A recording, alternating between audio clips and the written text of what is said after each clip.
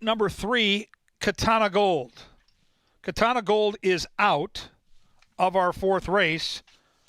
Put Kelsey Haar aboard the 5. And do note that the 6 horse is now a gelding.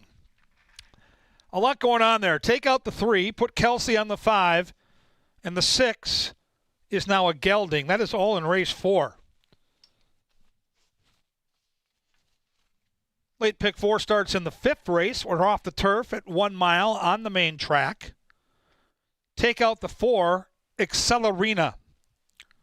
Race 5, scratch 4.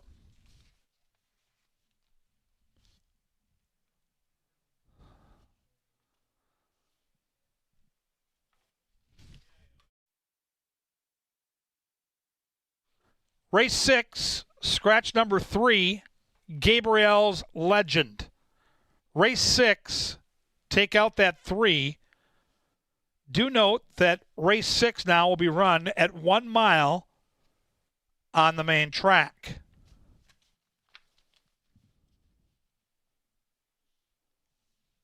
Hey, race 7 has no changes. Free and clear in the 7th. No adjustments to be made as we start Dr. Dan's late double. And the only change in race 8, the lucky last, do note that the 4 is off Lasix. Main track muddy, off the turf. 8 of them for you tonight, all on the main track. Tacos and tequila. Festivities just starting on the clubhouse level. Still some spots available. Check that out. And up next, we get to find out everything that's going on here at Canterbury Park. We head to the studio for the Fluffer with Jeff Madej and Angela Herman. Well, thank you, Kevin. And here we are inside the First Bet studio. I'm Jeff. She's Angela. We're here to prepare you for the evening and take a look at what's coming up in the next few days.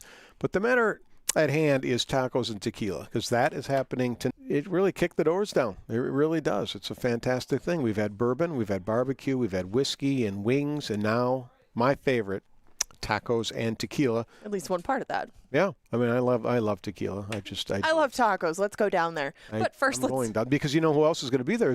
We're going to talk about him in a second. Harry Hernandez, our leading jockey, will be making an appearance at Tacos and Tequila along with Kevin Gorg. So you can meet and greet those two stars as well. But Harry is a star of the jockey standings. Yes, and he has had quite the meet, hasn't he? Now 17 is the tab up on Alonso Quinones, who I think is going to have a very good night.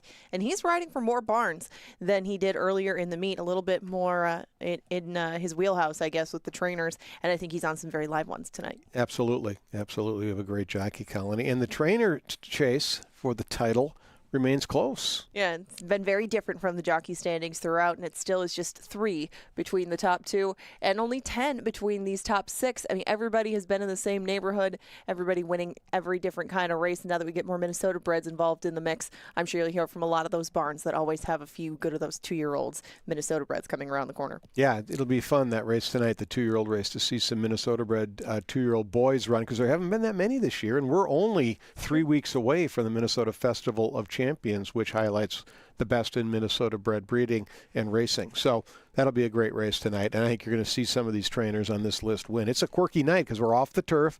A lot of horses that were intended to run on the grass are going to be running on the dirt. That could make for some major prices. Tomorrow, though, one of your favorites. Always scheduled to be on the dirt are the dogs. And the Corgis are going to take their turn now. I do like seeing them because they, like a couple of the other breeds, maybe the Dachshunds, almost never run straight. There would be just mountains of inquiries if the stewards were involved with the Corgi races. Fortunately, they are not. Neither is wagering, but it is a fun side wager. And if you've never seen a dog race out at Canterbury, the Corgis are a great way to give it a shot. Bring out the kids, bring out the family.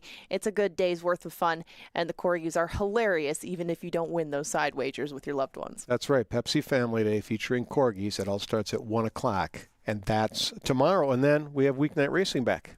We do. We start on Wednesday at 5 o'clock. And, of course, we alternate with some of these Thursdays that we've had. And $2 Thursdays are coming to a close. We don't have too many more of them. If you haven't checked out the value night on our menu with $2 admission, $2 beers, $2 Pepsis, and 2-for-1 hot dogs, you might want to come out here this week. That's a big night. And it's also one of the fastest nights On the schedule, Northlands Futurity, Canterbury Park Quarter Horse Derby. Their finals, $70,000, $50,000 pots. Some really, really nice racehorses. So that's going to be a fun night of horse racing. Any hints if anybody was looking for a quarter horse that they might want to bet? If they want to come out and bring their bucks? I mean, they save a little bit when they get in the door. They got to bet. What do you think? Haley Hobbs had the fastest qualifier with Ding Dang Dulcie. And I think that horse will. I think he's going to. I mean, he's the fastest qualifier. Horse looks pretty good. Jason Olmstead will have something to say about it. So will Tyler Stein. But really competitive race. I would guess that the Hobbs horse will be favored based on the trial results. But NME, whatever that horse's name is, 123, owned by Mr. Maher. He always seems to have some runners. So she was very impressive for her first couple of starts. Just ran into kind of a buzzsaw last time. Still lost little in defeat. But you can take a look at that information and get a start for next Wednesday and Thursday for free. You can bet tonight for free, or you can handicap tonight for free at brisnet.com. That's right. So if you want to get a jump on those Thursday quarter horse races, brisnet.com. You can download the next 3 days of racing. They're all available right now, and they're all free. So get online, get the PPs. If you've done your capping for tonight or any one of the next coming live racing nights, we've got a contest online on our app. ExpressBet First Racing, that's our official app. And on ExpressBet, you can play a $40 feeder, win your way into a $500 entry fee contest. You win that, you go to Vegas, you come back like Ray Hassan did with $200,000. So it could start with a $40 bankroll tonight, could get you to Vegas, cashing for six figures. Well, and this just isn't the only contest going on. Contests are really heating up here. There's also the dog days coming up pretty soon, too. If anybody's looking to just not only play this, but to get involved in that, how would they do so? Well, go online. All the information, everything that we talk about, the information is on our website, canterburypark.com. But the Dog Days, 29th annual Dog Days of Summer Handicapping Contest. You can another chance to win your way into the National Handicapping Championship. You'll find all that information online. Takes place next Saturday and Sunday. There we go. So if you don't want to try the contest, or if you do and you want to put some real money on the line, why not try the Pick 5? It's the lowest takeout in the country at 10%, and that 50-cent Pick 5 will start this evening in race number 4. That's right. It's a good bet. And we've seen big tickets or big payouts even with some short prices, as long as you can beat a favorite, 2, maybe 3 of them, and really get in line to make thousands of dollars. But it's the lowest takeout. That means the track takes less, that winners get more. So no one else in the country does it the way we do. No one else in the world does it the way we do. So it starts in race 4. Angela will have a ticket for you. Kevin Gorg, who's filling in for announcer Paul Allen tonight, I'm sure he'll have a little ticket, because there's never a day goes by where he's not gambling. Yeah, I guess that's true. The King's Plate, the Canterbury Pick 5, you name it, he will have something put together for you. And, of course, that 10% takeout, again, is the lowest in the country. If you've not tried a Pick 5 before and you want to give it a go, this is the night to do it. That is the wager to do it. Remember, it starts in race number 4. Up next is, we call it Today at the Races, and it's going to be hosted by Kevin Gorg along with Super Stats Dave. So I got a feeling this is going to be a very wild show. Dave is unpredictable at best. Guys, he's crazy. Super Stats Dave, but he's a heck of a handicapper. They're going to do the pre-race show. There'll probably be some bees buzzing around. I got to think there's going to be a lot of action. Yeah, all yours, boys. Get down to the paddock. Touchdown Tile brings you this presentation, and it's up next. Thanks for being here.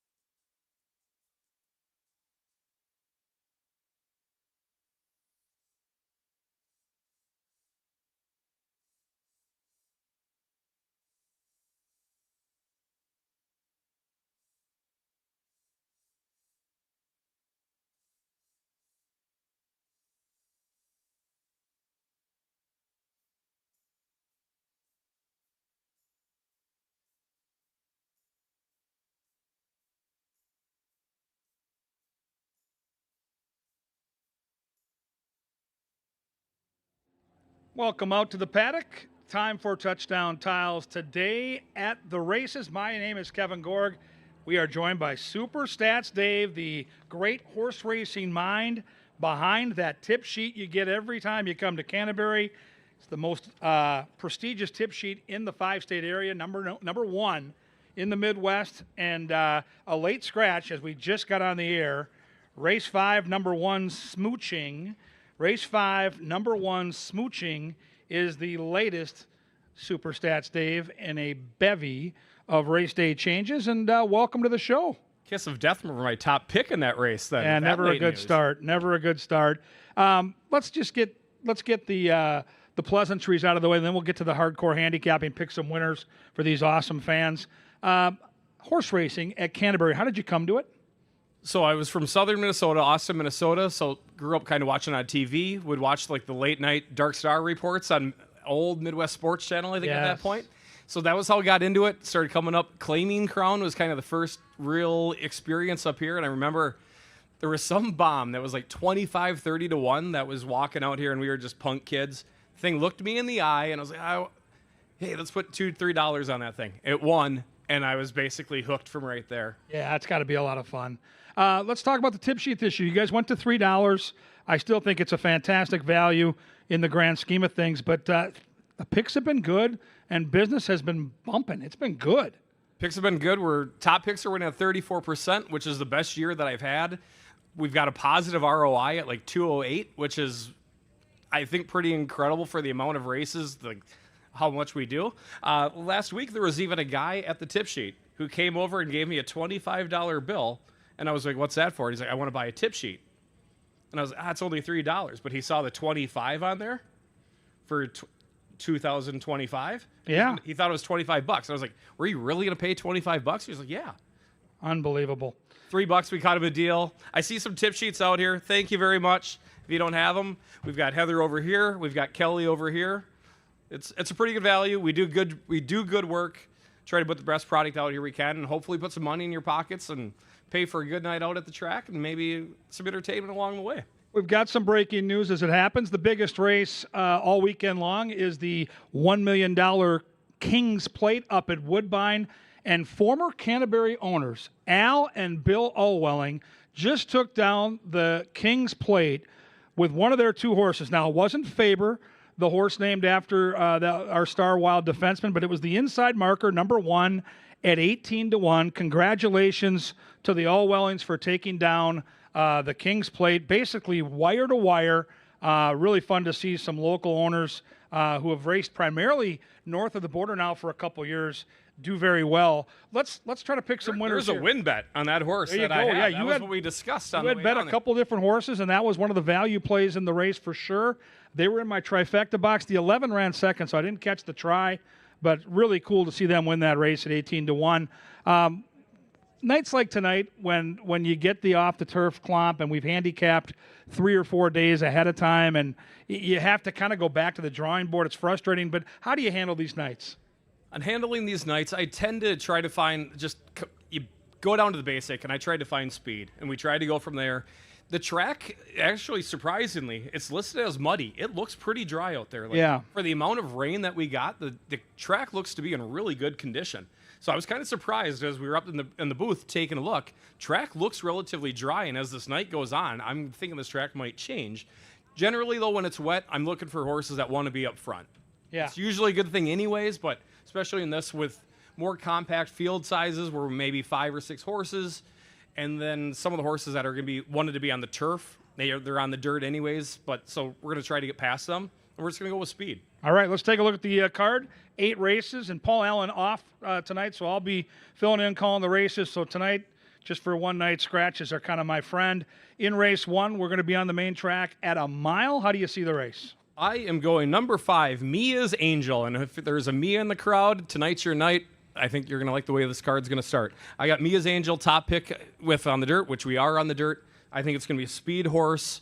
It's one that has a dirt pedigree that's ran on it and has had success. So I'm going to go Mia's Angel number 1. That's going to be my top pick. My second pick's going to be Blazing Performer. Just we've seen the horse run okay. It definitely seems like that horse has improved this year. It's kind of been a Jekyll and Hyde with how I've bet it. I'm usually a little bit off on it, how it runs. So I'm optimistic on it today. So we'll see how it comes back to bite me on that. And my third pick is going to be Island Jive. I think Joel Burnt's been throwing out some live runners here lately, and I think this is just another one of them. Yeah, it's interesting. Mia's Angel certainly benefits from the scratch of Baby Doll Peach. That's a significant scratch in terms of the pace of the race. But I'm with you. I do think Blazing Performer has found something this year. Even though I believe she's better on the turf, I think she's in good enough form to handle this tonight on the dirt. I'm going to go 1, 5, and 6 in the first and see if the Samson horse and the House Silks can't get us the money. You mentioned that Mia, if she's out here in the audience, might be getting paid, and we're both going to land on the Mia horse in race 2. 6 furlongs, allowance, optional, claimer, nice $24,000 purse. Why do you like Mia Baby? I know why I like this horse. Well, should be 3 for 3 this year. Is 2 for 3 here at Canterbury. Went back and watched the replay of the loss and kind of took over and looked like was going to be the winner. And I don't know if got surprised by the horse that was on the inside that came up and got Mia Baby. I think Kelsey's she's gonna learn from that. I think with the scratch of a 3 here and for what this race ends up being, should be in a pretty good spot throughout. I think Kelsey's gonna get the job done here on Mia Baby. Yeah, she tries every time. Like, she's always in the mix. She's one of those cool race horses that seems to love her job. And Patrick Fields, the trainer, has done a really nice job of finding spots for this horse. You saw a May race, you saw a June race, then a late July race. Now here's the August race. We'll probably get to see her one more time in September. I really think Patrick's done a nice job of taking care of her. And she's rewarded the trainer, who's also the owner, with 3 fantastic efforts. She's the favorite here, and I think she's going to be tough to beat. I'll put the 4 horse in second, Raven's Quest, who might be loose up on the front, and I'll use St. Serena in third. Real nice field in race number 2.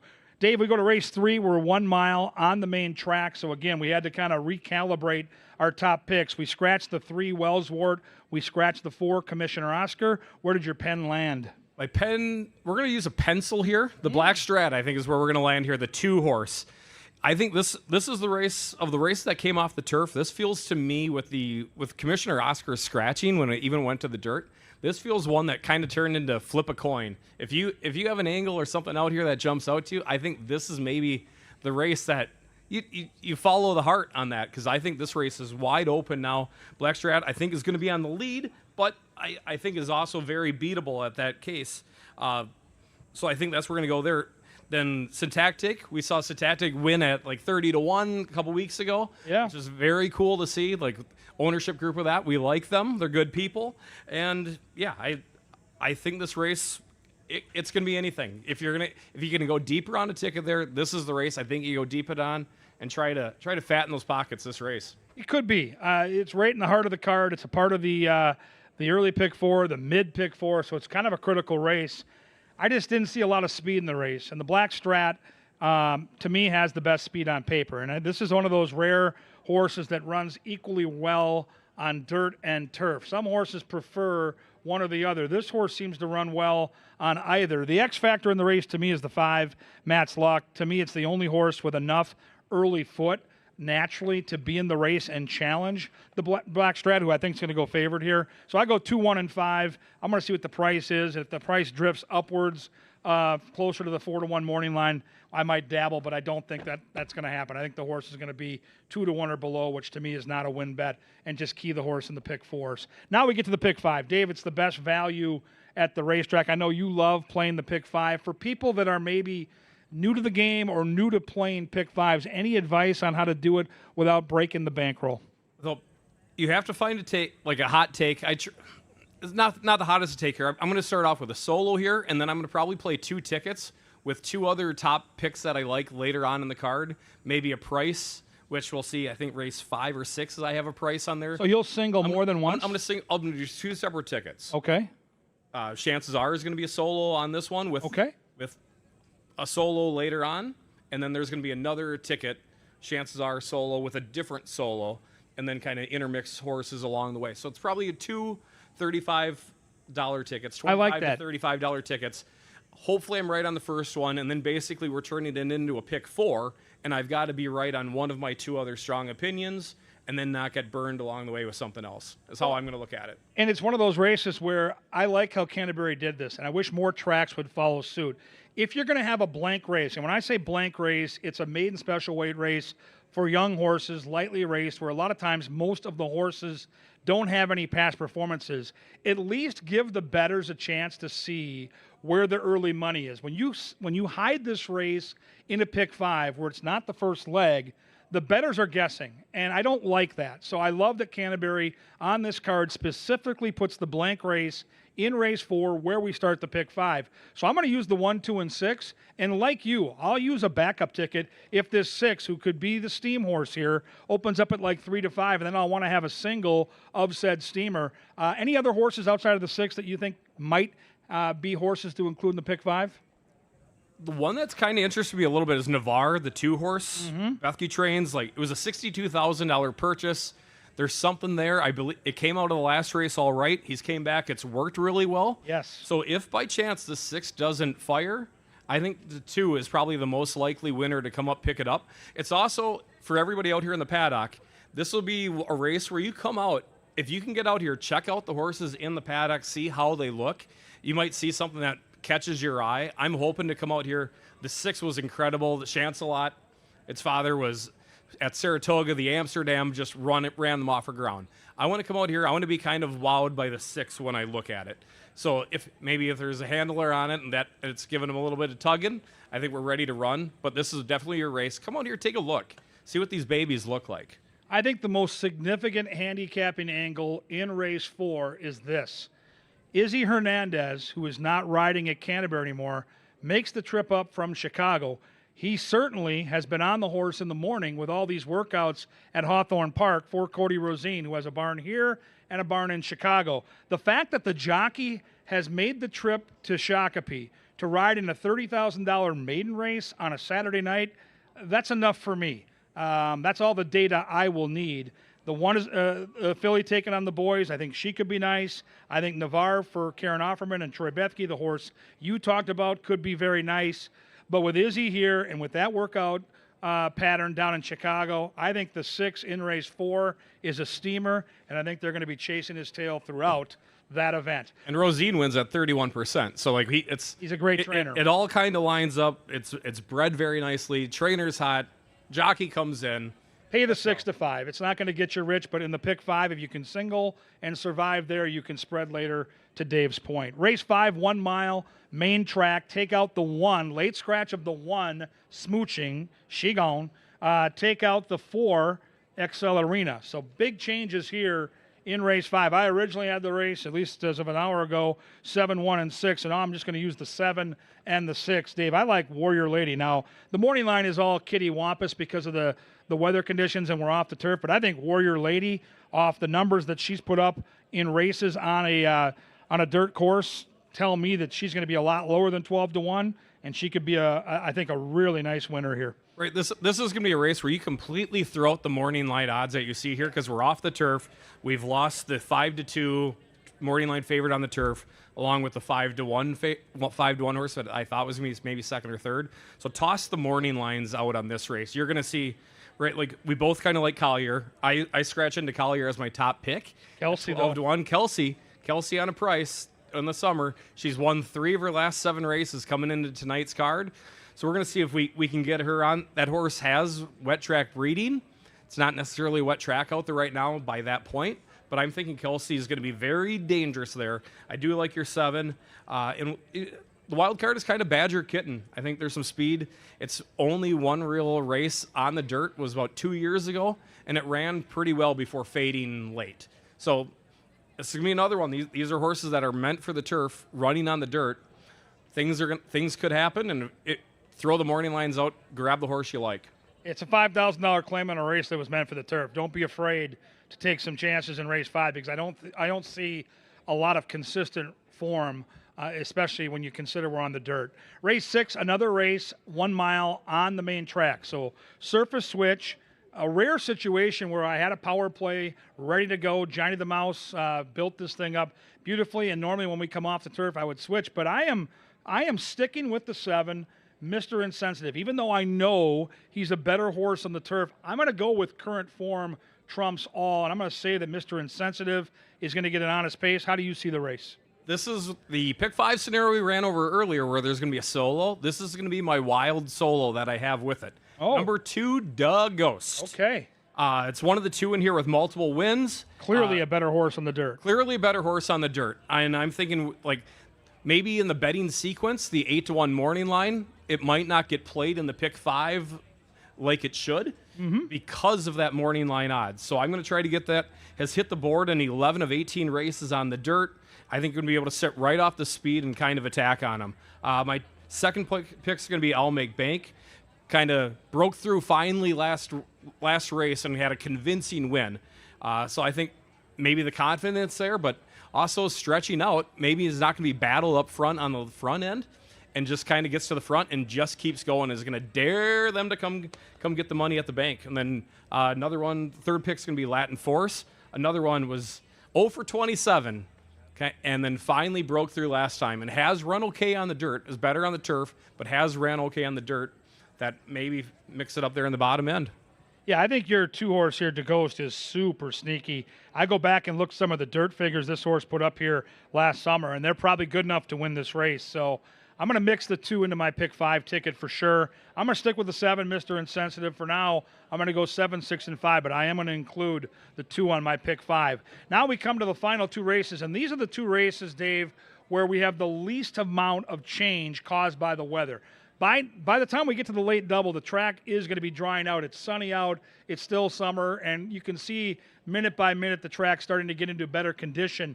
Not a lot of changes here, so this is kind of status quo. We've been handicapping for 3 or 4 days. How do you see race 7, a very critical race in the pick 5, shaping up?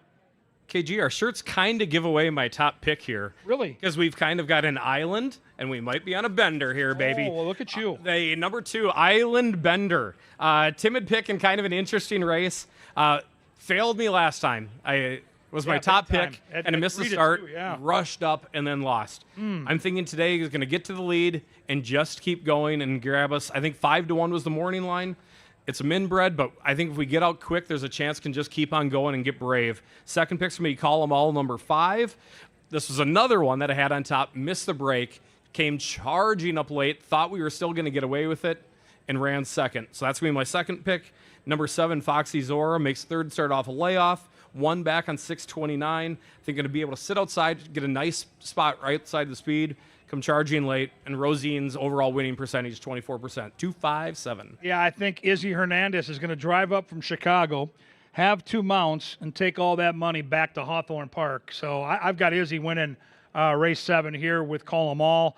I do respect the speed of your tout, Island Bender, who might be loose here.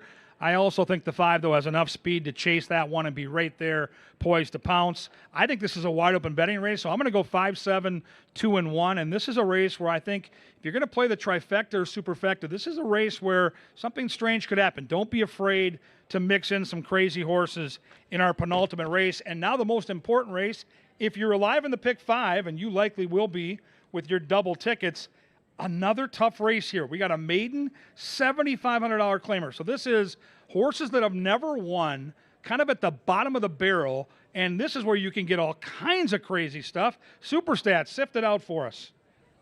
Well, this is going to be probably, if I'm going to get crazy on it with my pick 5s, I'm going to take a stand here. I'm going to use a solo. Oh boy. Yep. And Johnny the Mouse is going to love this one. Of course he is. Number 4, Lake of Fire. Kelsey Haar. It's kind of a hodgepodge of races, but I believe best race was at this level, at kind of roughly at this distance, and then it took on maiden special weights. Well, nothing says single to me whenever I open up the racing form and I see back-to-back 32 Bayer speed figures. Magic Johnson. You're magic. Singling. It's going to be magic. You're yes. singling. I'm good. Come on, man. You got to take chances along the way. We're trying to single this one. Well, if this horse wins, you'll be a hero. Mouse will be flush because he'll be all in late in the night on Kelsey. Life will be good. I like the horse. It's my top pick. What happened last time, in your eyes? The distance, right? It was a mile. It was a 2-turn race. Okay. You don't want to go a mile with this. And in a race like this, to me, okay, and we interested on you on this. You can either go strong on a take, or you kind of have to This or race go you all probably over. have to go so deep. like, Yeah. I don't want to go 6 horses deep on here and then have a favorite or second favorite win, and I've blown extra money on my ticket. So if I'm going to take a stance on a race, this is actually probably the race to take the stand in, and I hope I'm right that I think I've got a legit case for my horse that, all right, I can talk into it, I can see how it happens, but we just have to be able to get there. But I could use 5 or 6 horses, or I could use one. I'm going to go with one. I'm going to stand up for you in this one arena right here. Inside 2 horses are going to be favored, Baby Nova and Mendelssohn's Music. They are combined 0 for 26. And you go a little deeper in the tape, Mendelssohn's Music looks to be very tough to beat on paper.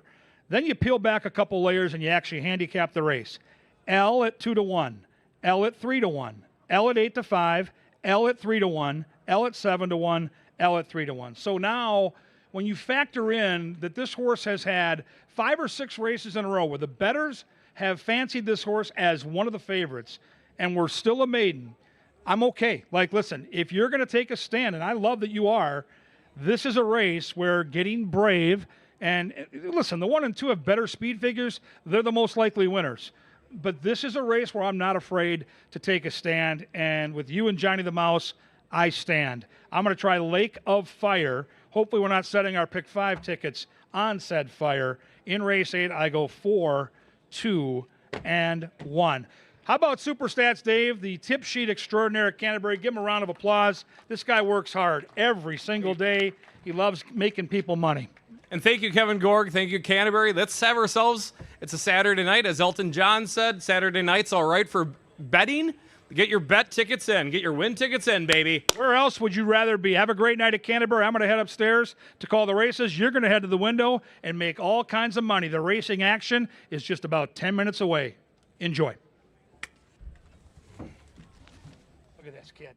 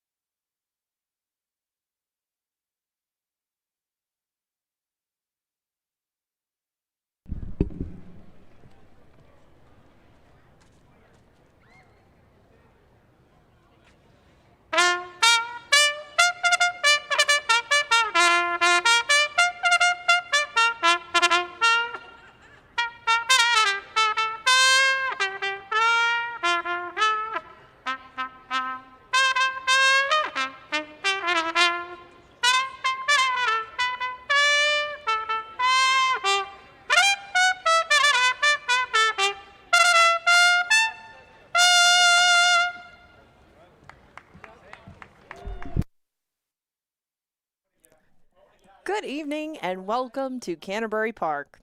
We are 7 minutes away from race number 1. In the first, please scratch the 2, Baby Doll Peach. Scratch the 4, Dropped Cold.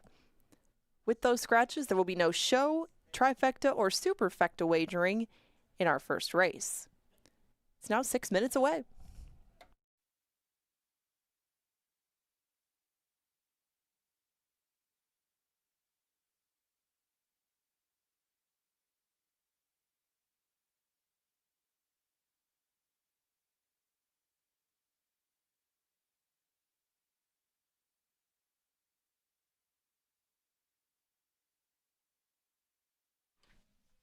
And the horses are on the track for tonight's first race. Off the turf. We'll be at 1 mile here in the lid lifter. No show, no try, and no superfecta available here in race number 1. I want to welcome everybody to a Saturday night of racing here at Canterbury Park. We've got a taste of Canterbury going on, clubhouse level, tacos and tequila. Lovely option if interested. And every Saturday night, you can enjoy $2 off all the wine by the glass and sparkling varieties from Kim Crawford. Check out our wine specials at CanterburyPark.com. We also want to thank our season-long partners for supporting racing here at Canterbury Park. They include Apple Autos, Tri-State Bobcat, Jim Beam, John Deere, Quick Trip, Loeffler, Maker's Mark, the Minnesota Lottery, Anheuser-Busch, and our friends at Pepsi. And a special welcome tonight to Bo Diddley's company event. Great to see Mike and the gang having fun at the track. Grandma Lou's 70th birthday. Happy birthday, Grandma Lou. The NetCon Group summer outing. The Jen Hall retirement party. Congratulations, Jen. And Avon Plastics. Fans, you can put your groups on track. Just head to our website at CanterburyPark.com for great tickets and viewing spots right out here at the park. 4 minutes to the early pick 4 and an 8-race card at Canterbury Park. Don't get shut out.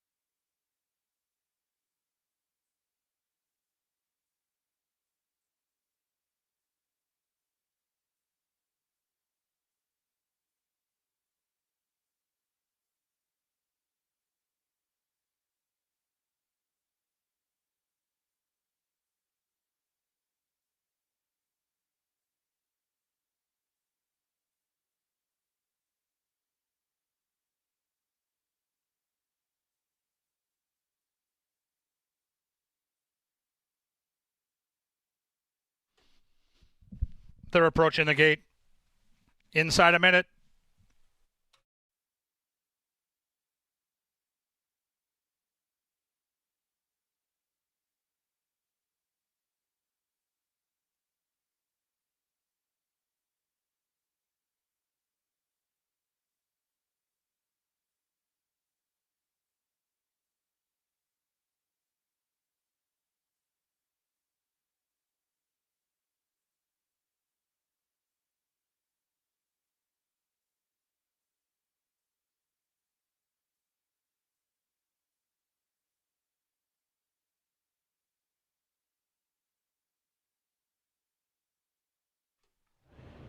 Arriving at the starting gate, it is now race time at Canterbury Park.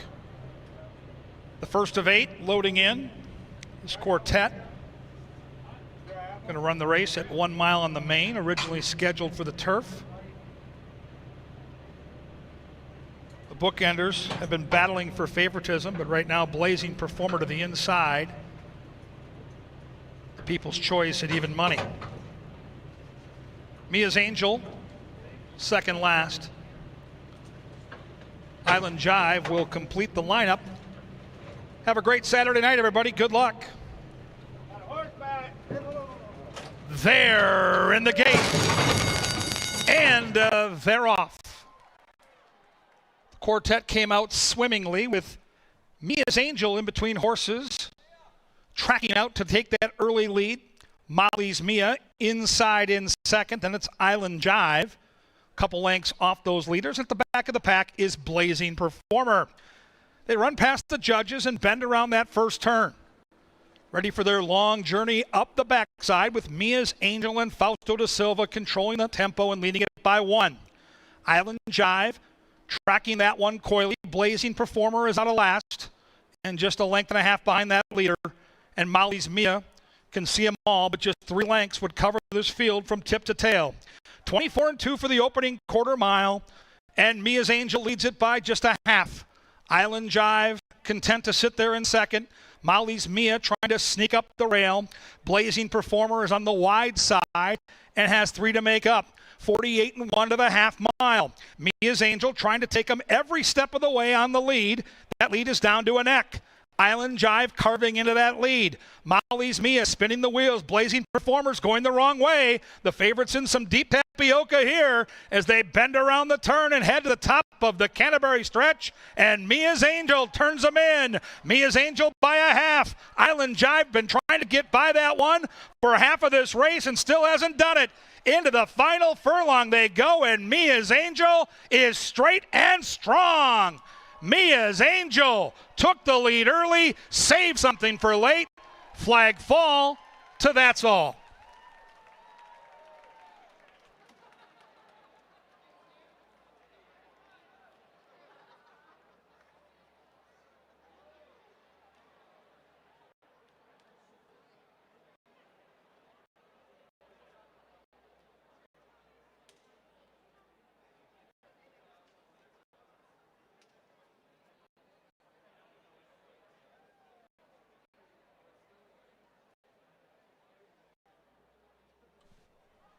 $139.86.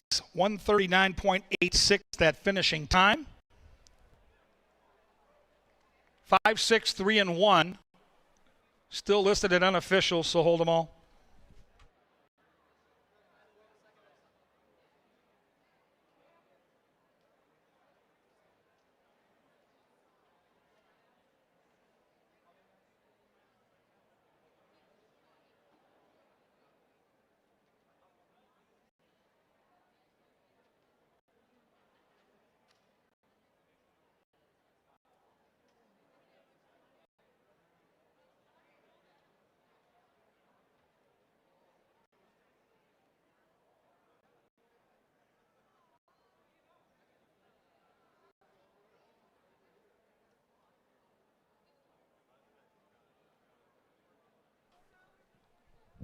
Race 1 official and cashable.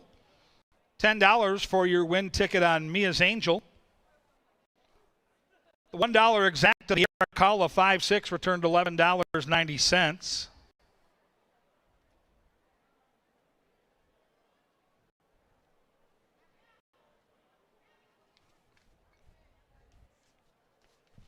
Fausto da Silva picks up the mount.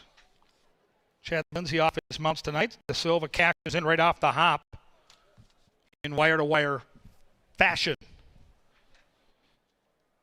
It pays to be a Minnesota bred. This is another nice one here.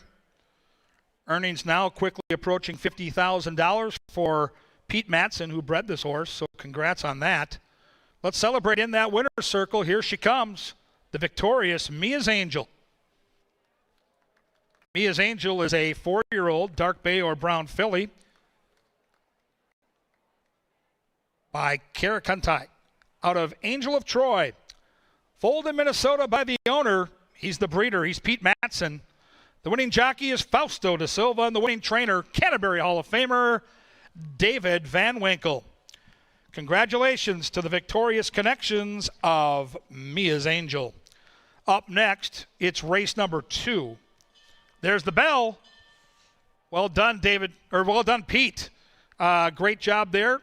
At least $100 goes to the Canterbury Chapel each and every time you hear the bell ring. Pete Matson with a bell ringer to start the Saturday night festivities. Race 2, scratch 3 and 5. Put DeLorme on the 6. No show, try, or super in the second.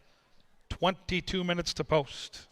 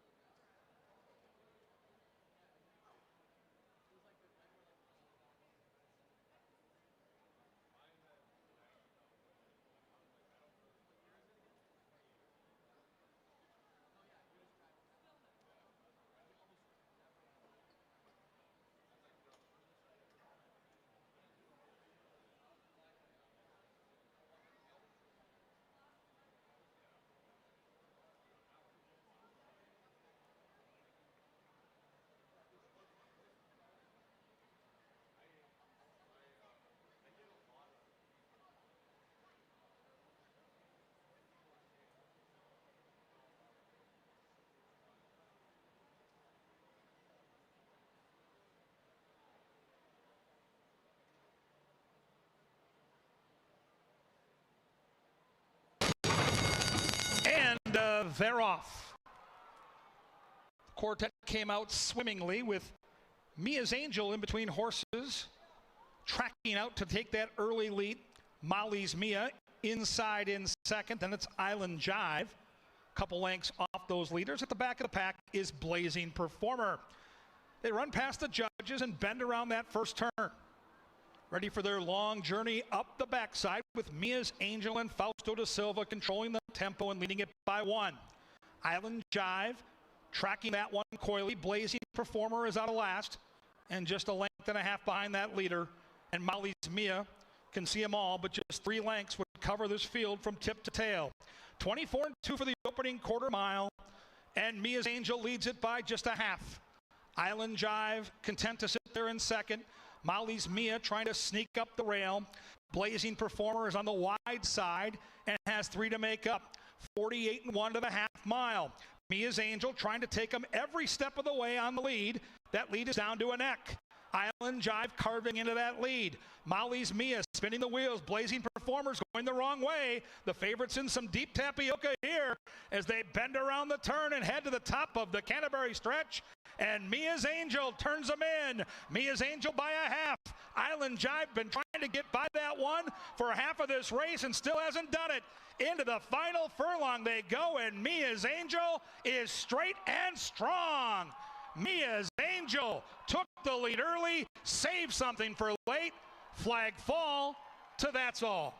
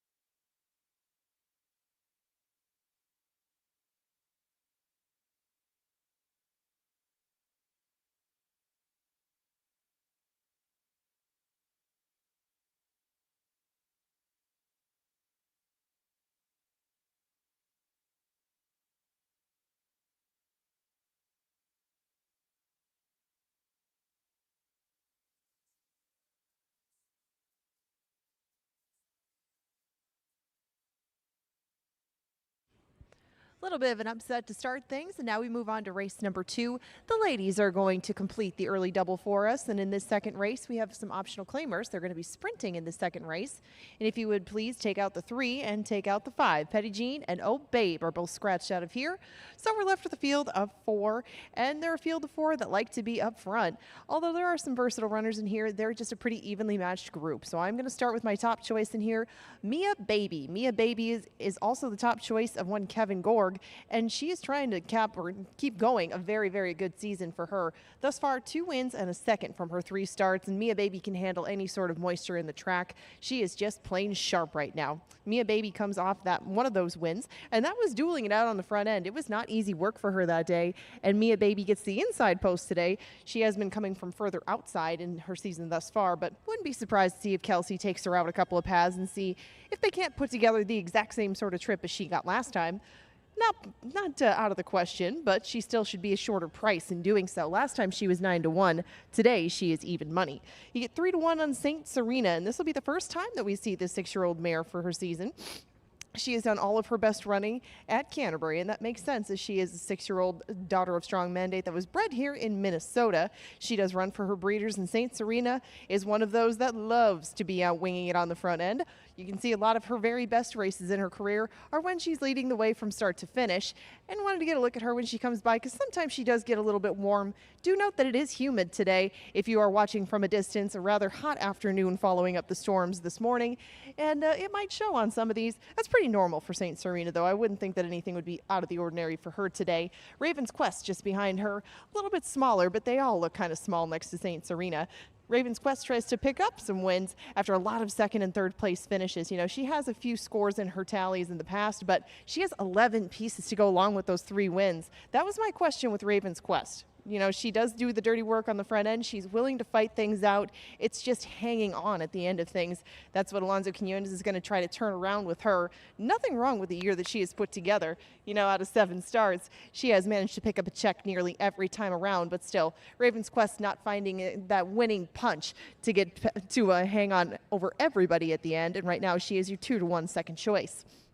On the outside in this field of 4 is 9-2 Connectable. Laren Delorme will ride Connectable this afternoon, and she's going to come into this on a cutback and on a class drop, and maybe those were both warranted after last time when she did fade away at the end, but she was going a mile. She hadn't run since May.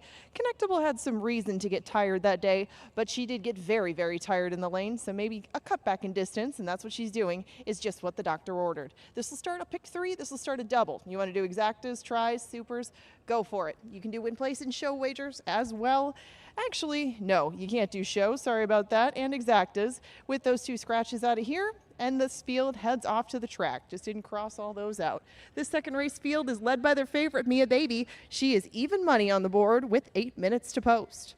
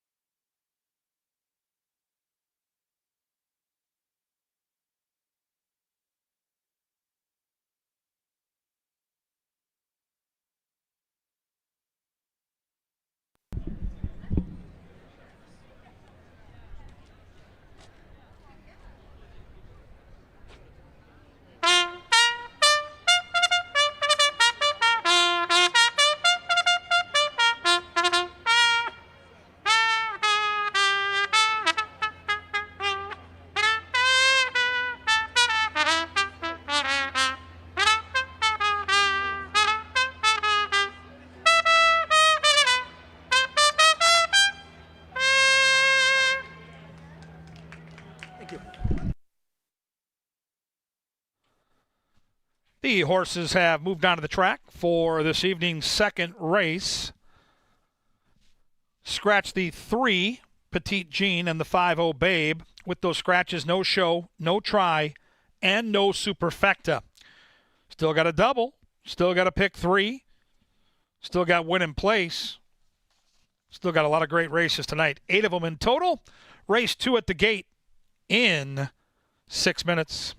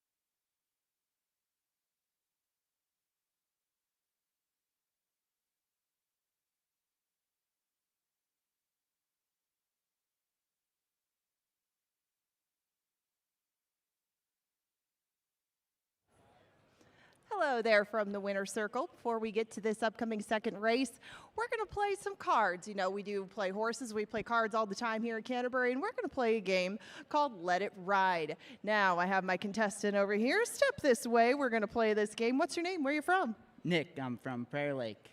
Do you play some cards down here in the card club, and are you familiar with the rules of Let It Ride? I'm familiar with the rules, yes. All right, perfect. So the first card, for anybody unfamiliar with it, he needs to determine whether the card is red or black. Then for the second card, it'll be whether it's higher or lower than that first card. For the third card, it's whether it's in between those two or outside of it. And for the fourth, if he wants to keep going for it, he would have to pick the suit of a fourth card. So if you're prepared, what do you think this first color is, or this first card is, red or black? I'm going to go red. Are you sure about that? Are you sure? Red, black? What do you think? I'll go red. All right, red. Red, he says. I'm sorry, it's the 6 of spades. So that was black, but I don't know. That was just the first try. I think we should give him one more shot at this. Yeah, that's right. Okay, one more try at this. Let's get you past the first card. Red or black? I'll go red again.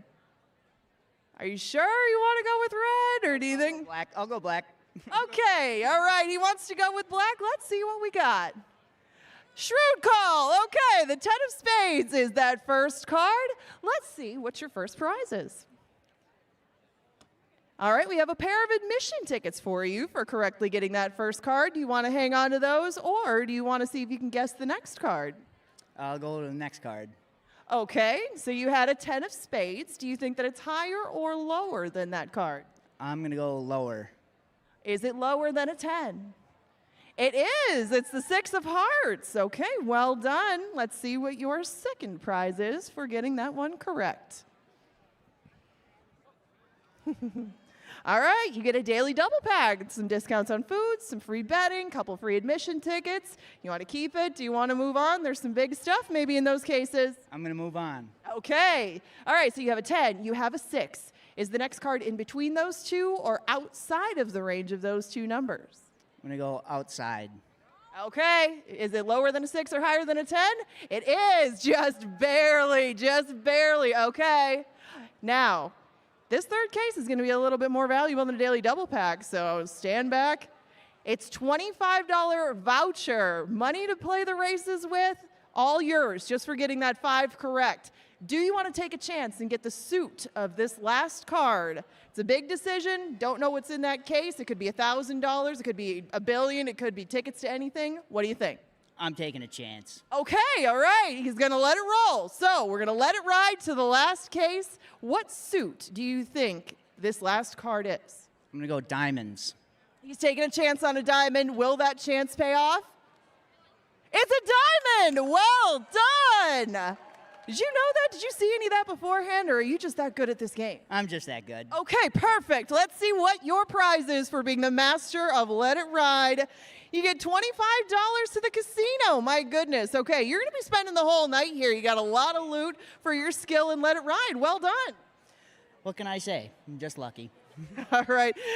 Very well done. You got a lot to walk away with. And now you can take that $25 and bet on this upcoming second race. You don't have much time.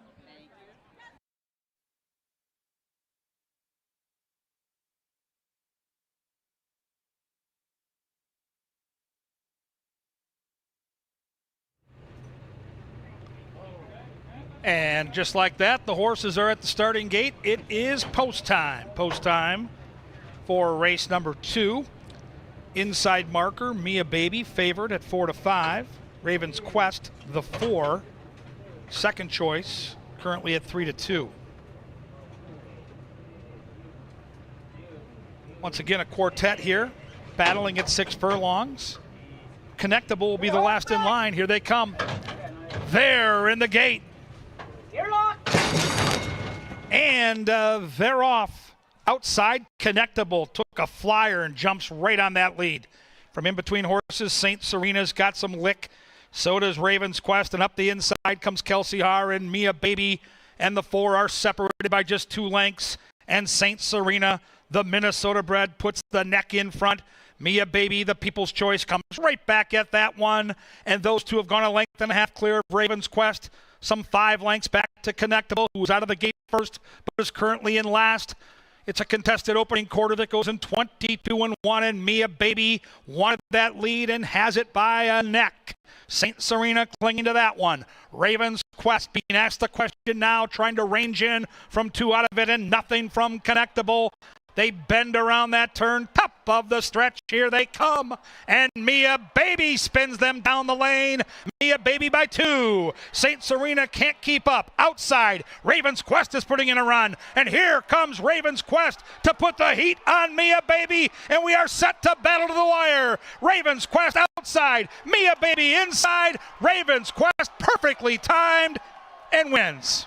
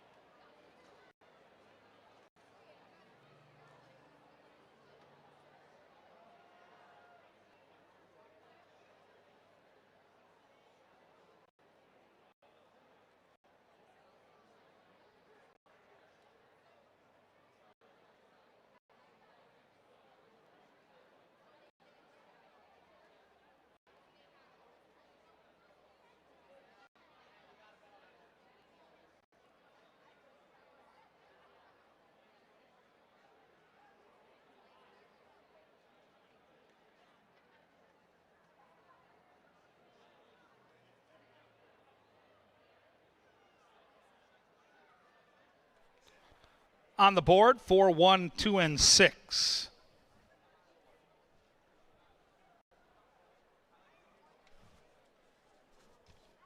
Still unofficial. Hold those tickets.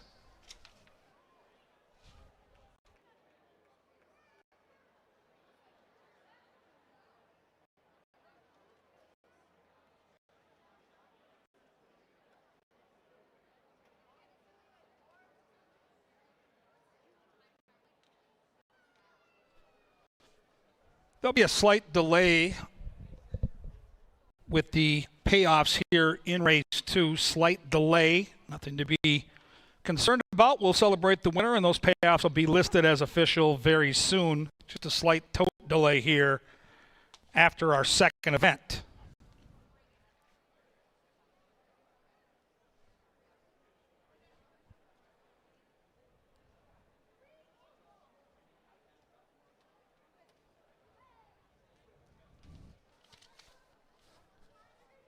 Cool down time for Raven's Quest, who hadn't raced since early July.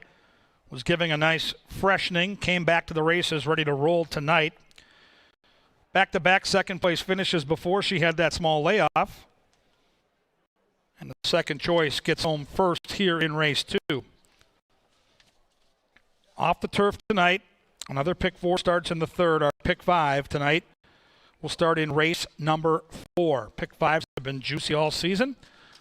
Pick 5 starts in race 4. Start building those tickets as we get set to celebrate the soon-to-be official winner of race number 2. She's number 4. She's Raven's Quest. Raven's Quest is a 5-year-old dark bay or brown mare by Coast Guard out of Chattanooga, foaled in Washington. The winning owner is Tabota Racing Stables. The winning trainer is Jose Silva Jr. And the winning pilot tonight, Alonso Quinones. Congratulations to the victorious connections of Raven's Quest. Slight tote delay. Numbers are official. Those payouts will be available momentarily. And do note, as we head on to race number 3, in the third race, we scratched the 3 and the 4, and we're 1 mile on that main track, and we'll be ready for that third event in about 22 minutes. Payoffs coming shortly.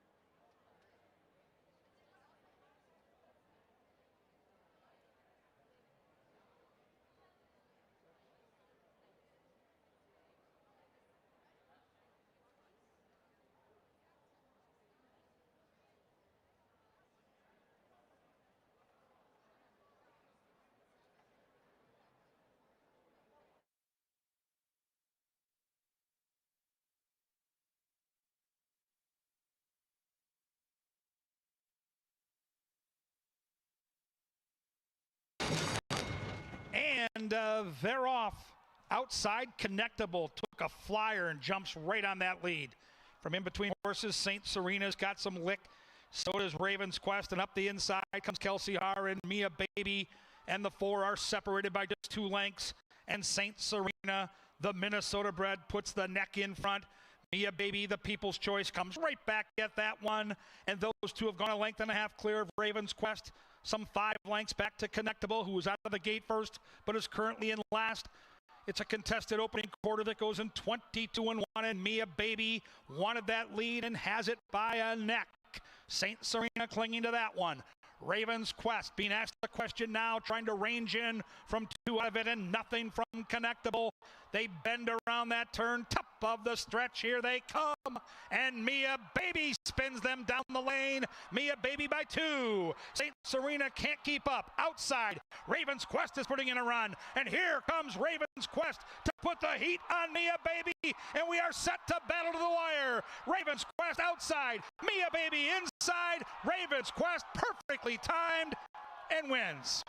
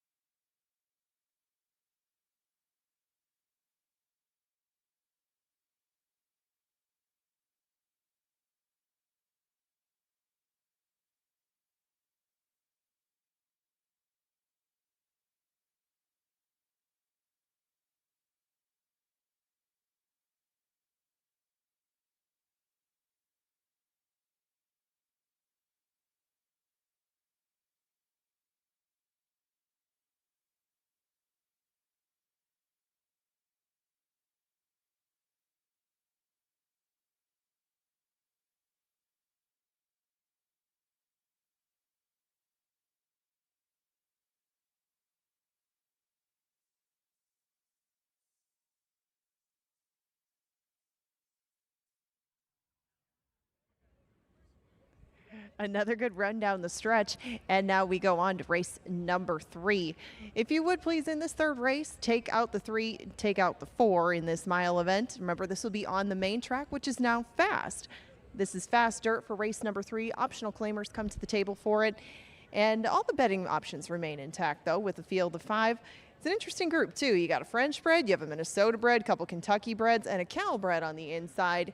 And I think the variety there also carries over to the versatility, as there's a lot of multi-surface winners among this bunch. This is going to be an interesting race. Sync Tactic on the inside, even though he should be a big price, doesn't really deserve to be. He's ran very well on this main track. He's 7-2 right now, and that number might go up. He was 12-1 on the morning line, and he hasn't been any lower than 6-1 in recent times. Sync Tactic will be coming late. It's just a matter of how much pace he gets. If there's something for him to run at, this horse has a good turn of foot, and he obviously likes our main track. I mean, he hasn't tried it when it's been wet, but it is drying out very quickly, and this son of Nyquist should be able to, again, save some ground on the inside to set up his late kick. The black strat should be a part of that pace, if not dictating things the whole way. Even though he's been on turf a lot recently, he's the son of Star Guitar, and he's also out of a Distorted Humor mare. I mean, there is a lot of possibility there, and he's only run on a wet track once. Even though there is some moisture in it again today, the black strat just hasn't been running on dirt recently. We'll see what he has to bring back to the table on our main track. He's worked very well over it, and the black strat's speed should be a mix with it either way. We'll just see if some of that good recent turf form against some classier foes can translate over to the dirt. The 5, Matt's Luck, is where we'll pick up next, because again, scratch the 3, scratch the 4. Matt's Luck has only sprinted on the dirt, so we'll see if he likes doing the 2-turn sort of thing.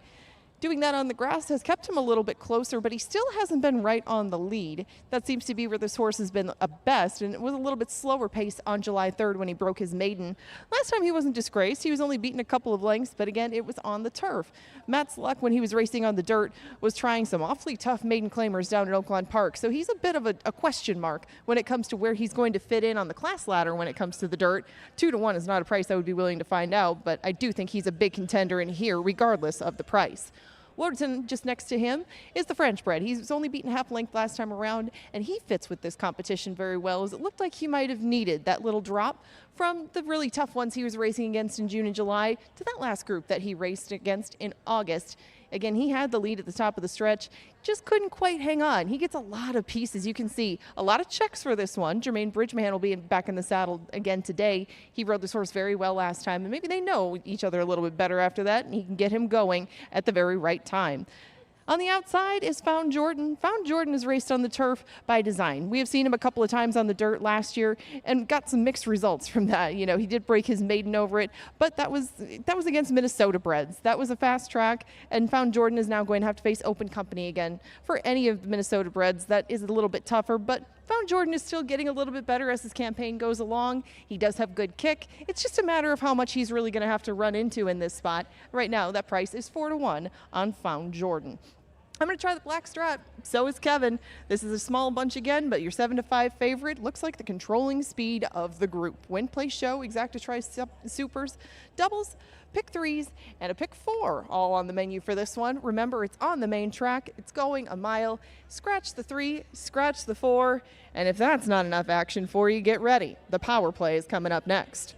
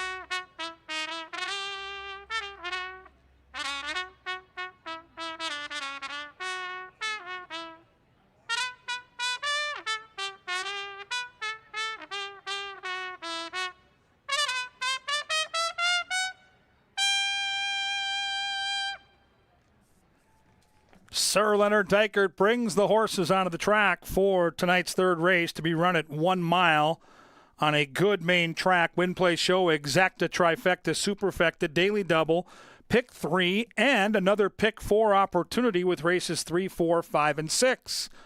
The Dan Myers Birthday Classic, race number 3, coming up and coming at you in 7 minutes. Get those bets in now.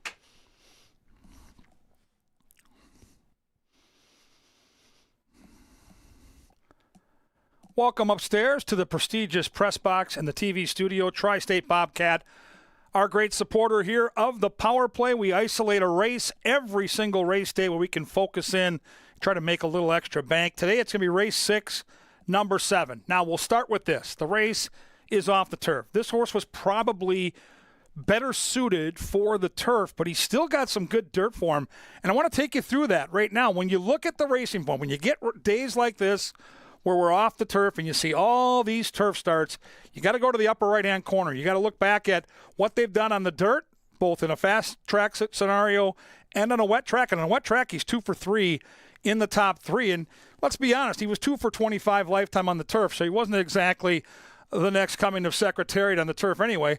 And he's in good form. He comes off a really good-looking win. And let's go back and take a look at Mr. Insensitive. And to me, when you get to August and you're into the dog days of summer, you want a horse that's trending in the right direction. We've had a full season of racing here at Canterbury. We're into the final month now.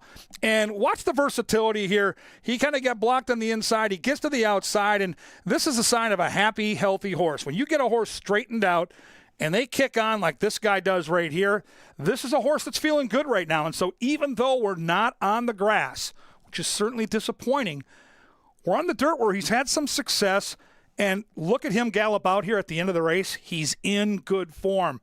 He's not going to be favored. He's 4-1. He's race 6. He's number 7. He's Mr. Insensitive. Let's get that money.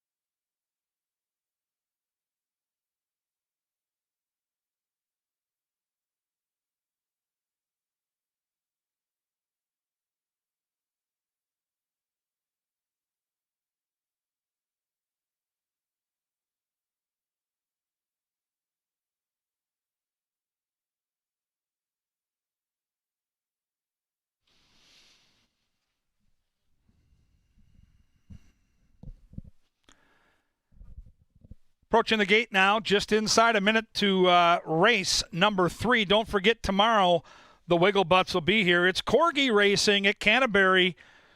Tomorrow is Pepsi Family Day. The Corgis are racing. It all starts at 1 o'clock. You can head to CanterburyPark.com to buy in advance and save money. It's post time for the 3rd. It's the Dan Myers Birthday Classic, a tradition like none other here every August at Canterbury. Moving in line, the Black Strat. Lukewarm favorite at 2-1. Second choice, Matt's Luck for Mac Robertson, 5-2. One Minnesota bred. He'll be the last in line. He's found Jordan in those pretty purple and pink silks. Wodeton, the French bred, will be the second to last horse to load. Almost race time. Good luck, everybody. There in the gate. And they're off. The field came off to a beautiful dispatch, and the hot favorite jumps right out of the gate and gets right to the lead. The Black Strat leads it quickly by a length. Matt's Luck chasing that one from second. Then we come back a length and a half to Wodeton. Through from the inside is Syntactic, and the last horse away is Found Jordan. Past the judges, and right on by the boardwalk they go on this beautiful Saturday night in Shakopee.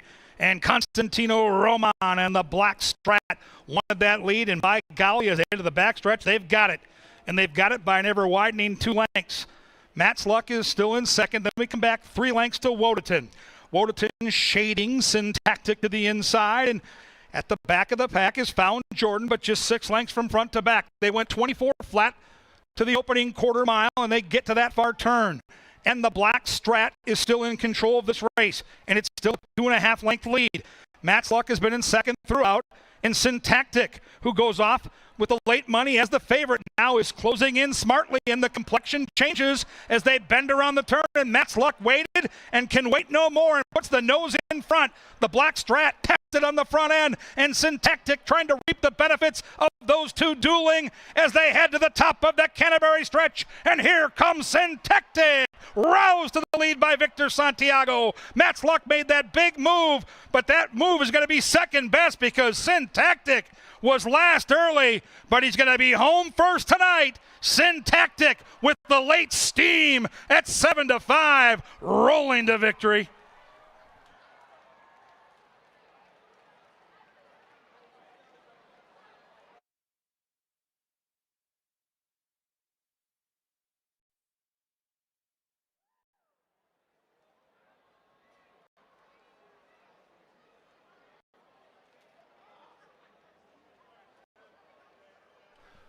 One, 5, 2, and 7. 15:27 up on that board. Finishing time 1:37.92. Hold them all.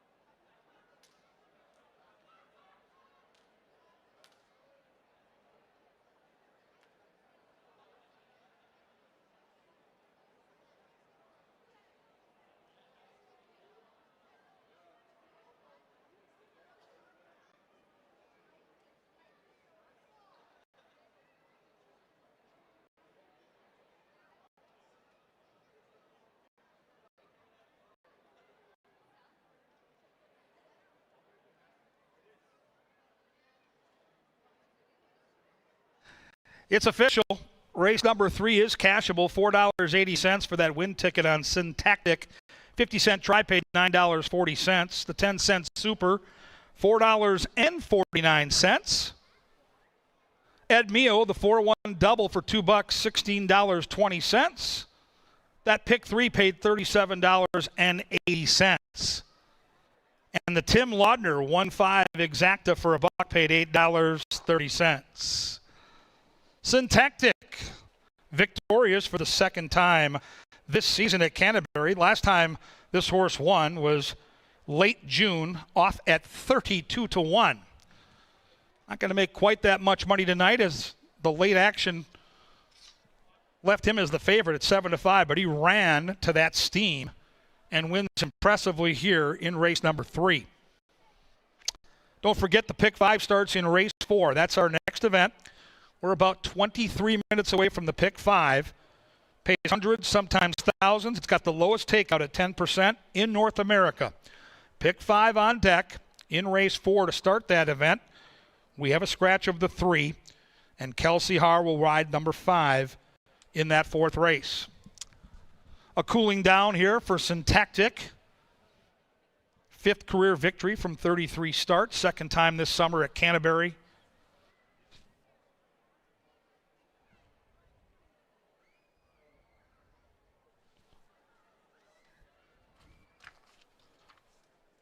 Crowded winner's circle in anticipation of celebrating Syntactic tonight.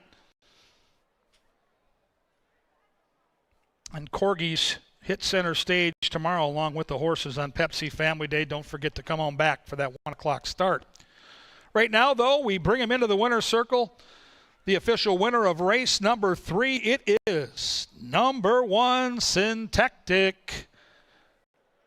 Syntactic is a 5-year-old bay gelding by Nyquist out of Predicate, foaled in California. The winning owners, Infinite Star Racing LLC. The winning trainer is Martin Escobar, and the winning jockey tonight, Victor Santiago. Congratulations to the victorious connections of Syntactic. Pick 5 time at Canterbury in 21 minutes.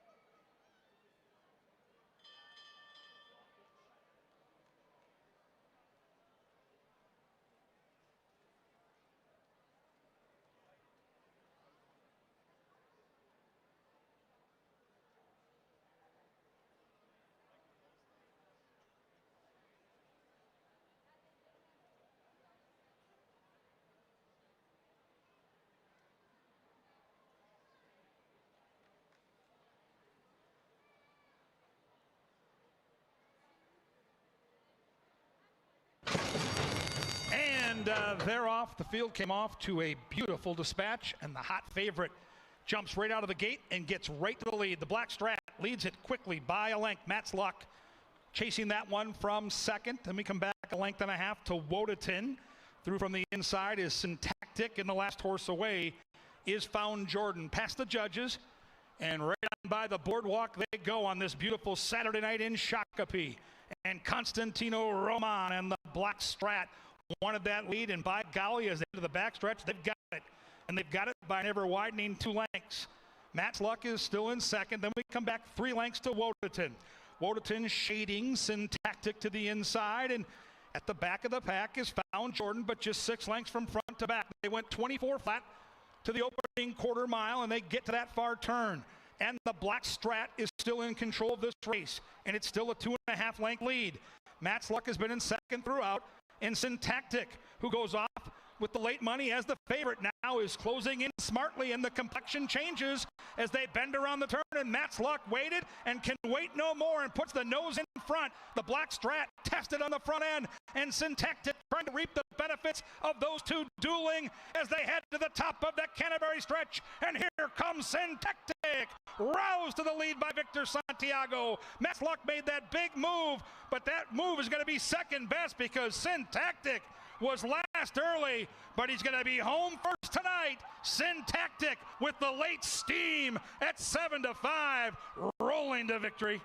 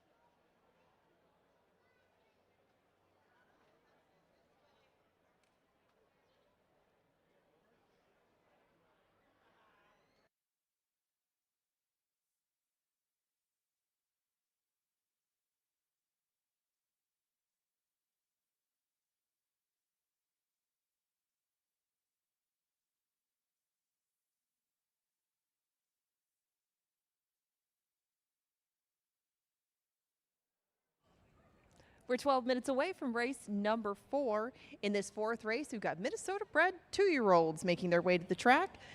And in this one, we have, again, one scratch. The 3, Katana Gold, is taken out of this one. Please remove Katana Gold from the field. And Perfect Gamble will be ridden by Kelsey Haar. Now, we've got some nice ones in here and some making their debut, so do get an eye on them down here in the paddock. If you haven't come out to the walking ring, maybe you're walking by and you want to come check things out, this is a good race to do it. 2-year-olds are very inexperienced at the races for the most part in this group, and you can only prepare them so much for what's ahead. They're going to come out here, they get saddled up, the walking ring. This is going to be the first time for them to see the whole production put together. Frosted Peach is one of those firsters, and she starts out on the inside against the boys. Now, Frosted Peach has some works down at Hawthorne in Chicago and up here in her home state of Minnesota. She's out of a mare named Raggedy Doll Peach. I just think that maybe this one might want a little bit more ground in the future, being that she is a daughter of Frosted. We'll see how much Frosted Peach likes both the inside and how much early speed she has to bring to the table. Usually, to make the most of that post, you would want some good early speed. We'll just see what she has to offer because, again, you don't have much more to go on than the works, and the works for this one don't really jump off the page just super quick off the blocks. So with Frosted Peach at 7-2, I think that's fair, and she is over there on the other side of the paddock. She looks good. Looks like there's no blinkers for start number 1. We'll go to a horse making his second start, and that is the son of Run Happy, Navarre, right next door. I know that he was 4th, and I know that that's a margin that was between him and the winner, but those were really, really nice maidens in that group. It's a really better than it looks race on paper, and this horse didn't get out of the gate so well, but as you can see, he's got some size to him. And it doesn't surprise you if this horse doesn't get out of the gate in general very well until he maybe gets a couple races behind him. But he has a very versatile pedigree as well. He could be better with a little bit more ground down the line. He could be better on turf. But either way, he is showing enough, it looks like, in the morning with a couple of bullet works and in the afternoon with that 4th place finish and with a little bit of closing ability to him. I mean, he didn't give up after not getting the lead. He did manage to stay in the race.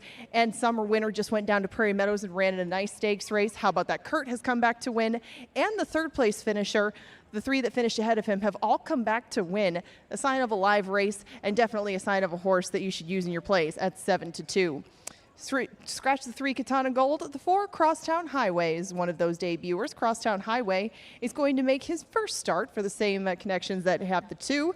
I wanted to get a look at him just behind me. He's cute. Crosstown Highway, not quite as sizey as his stablemate, but looks like he has some speed. There's just a few works on the page, though, and I was going to let him have this one. Just it looks like he might be playing catch-up a touch to his stablemate. Right now, he is 7-1.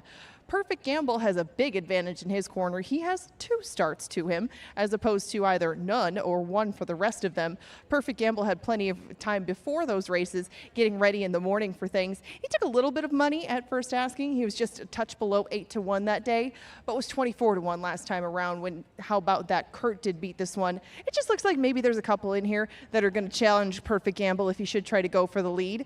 And, it might fall into a white trip or something like that. There's just a few things that I would there are a few horses that I would put ahead of him just because they have either run against him, shown more speed, or got out of the gate better. All things that you would want out of a 2-year-old, and Perfect Gamble just not quite putting the pieces together yet.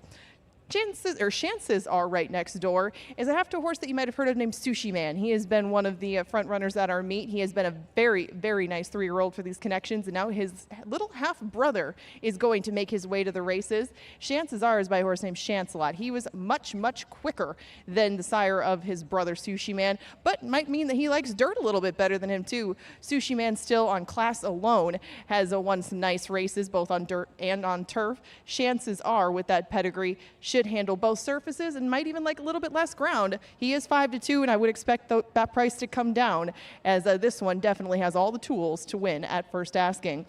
Wiles on the outside is making his second start, but the first one was a mixed bag. He broke pretty well, and Wiles did manage to get to the lead for a few strides, but then he was overtaken. He got rank. He started jumping around on the backside. Hopefully things are a little bit calmer in the saddle today for Erica Murray, and Wiles is 7-1. I'm going to try Chances Are at first asking, but Navarre on his inside, very, very tough. And these two are how I start that pick 5. They go 5.5 furlongs in this upcoming 4th race. There is the grid of selections, 8 minutes to post, and they are heading to the track right now for the start of the 10% takeout pick 5.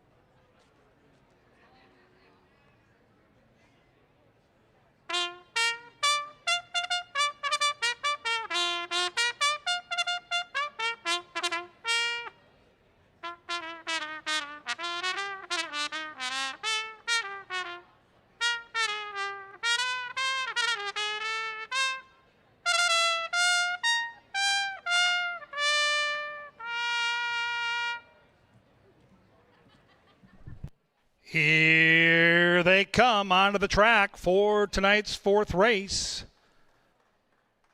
Scratch number 3 put Kelsey Haar on the 5, and the 6, chances are, is now a gelding. Win, play, show, exacta, trifecta, superfecta, daily double, pick 3, and of course, the 50-cent pick 5 starts here in our fourth event.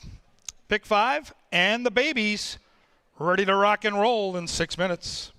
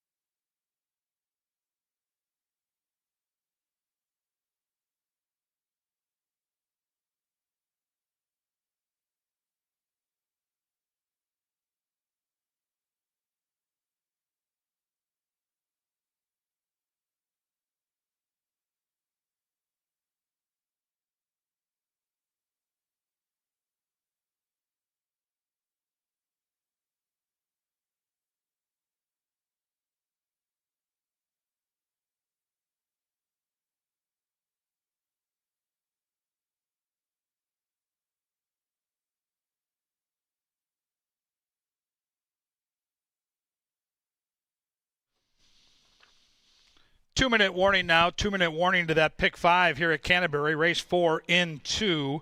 Don't forget, next Saturday is Canterbury Uncorked. You can immerse yourself in a world of flavor and test your palate as you tour the park with your wine passport. Featured wine brands include Kim Crawford, Meiomi, Ruffino, and more. Next Saturday, August the 23rd, it's Canterbury Uncorked. And all the tickets and deals are found at CanterburyPark.com. I want to thank Jim Beam and Busch Light as race sponsors. You've got about a minute now to play that pick 5. Just a minute. Don't get shut out.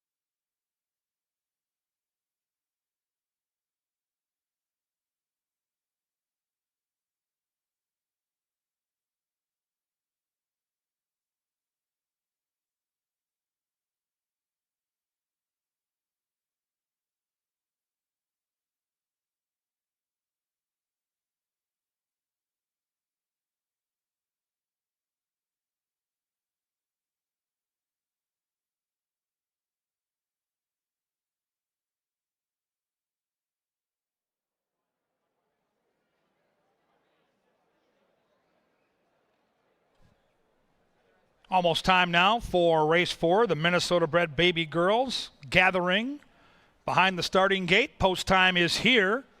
Pick 5 time at Canterbury. 6-5 on Chances Are. Been working down in Chicago in fine fashion, bringing the jockey Izzy Hernandez with. Co-second choice inside Frosted Peach and Navarre. Navarre 1 of 2 for Mr. Troy Bethke for Karen Offerman.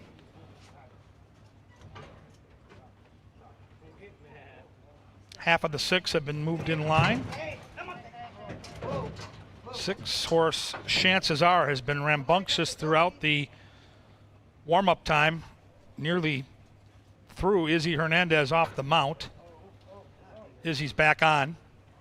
Navarre getting comfortable behind the gate in the familiar pink jacket, teal stripes, and once again, Chances Are rearing in the gate. A real handful tonight is that debuter. Navarre coaxed in. Barnmate Crosstown Highway will be right next door. Izzy trying to get back on that favorite, Chances Are.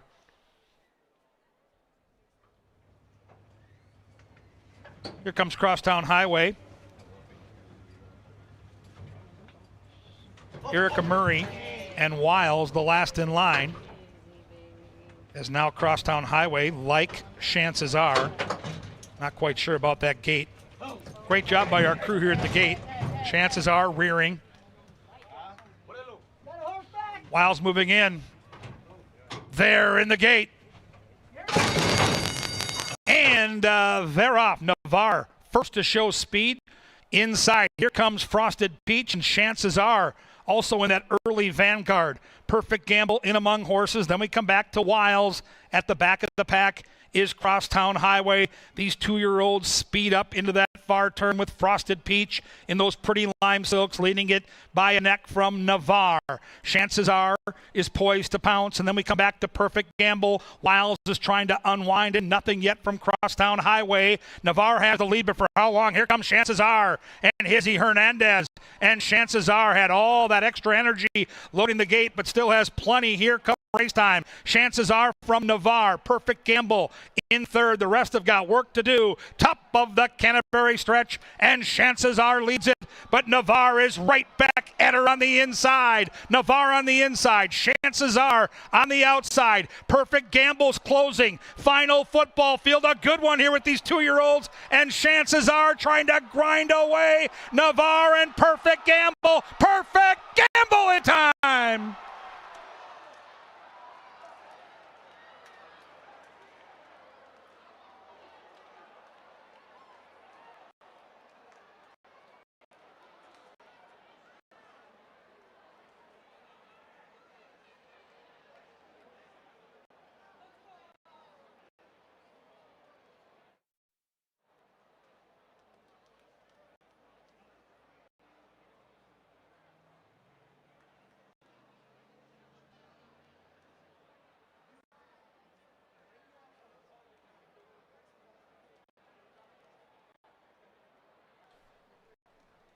The Minnesota bred baby girls put on an absolute show here in race number 4. And the pick 5 starts out with an upsetter.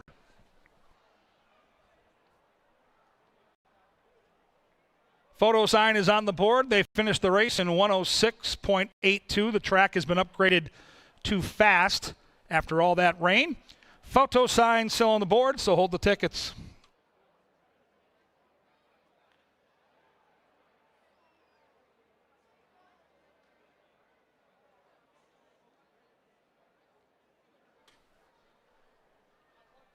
The results of the photo show the winner is number 5, Perfect Gamble. 5, 6, 2, and 4.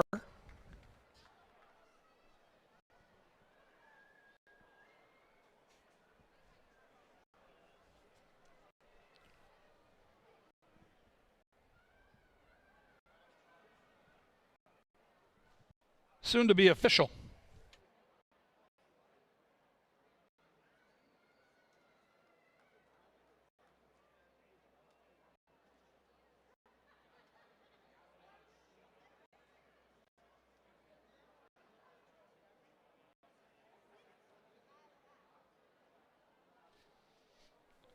Race 4, official and cashable, $11 for your win ticket on Perfect Gamble.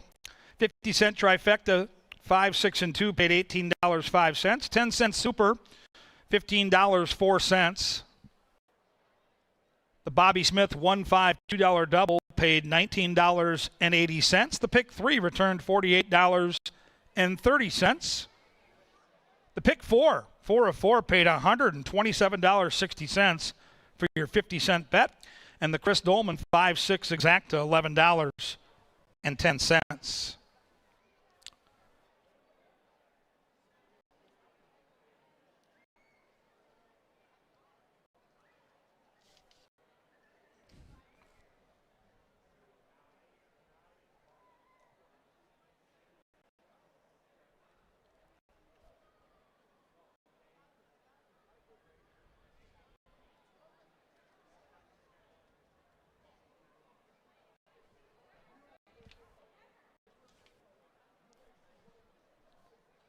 Perfect Gamble had been facing Open Company. He moves back with Minnesota Breds today and gets the job done. What a summer it's been for the barn, led by Nick Goodwin. Outstanding work here at Canterbury all season. Nick also went into the Canterbury Park Hall of Fame earlier this summer as well. Let's celebrate the winner. It's a 2-year-old with a bright future. Number 5, Perfect Gamble. Perfect Gamble is a 2-year-old dark brown or bay gelding by Independence Hall out of Chiragus, foaled in Minnesota by Lothenbach Stables. The winning owners are Thunderstride Racing. The winning trainer is Mr. Nick Goodwin, and the winning jockey, Miss Kelsey Haar. Congratulations to the victorious connections of Perfect Gamble. On deck, the 5th, 1 mile, fast main track at the gate in 22.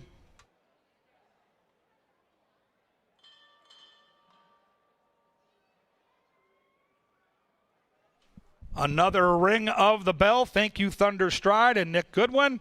At least $100 goes to the Canterbury Chapel on the backside. Such a great cause. Fun to see the great generosity of our connections here at the track.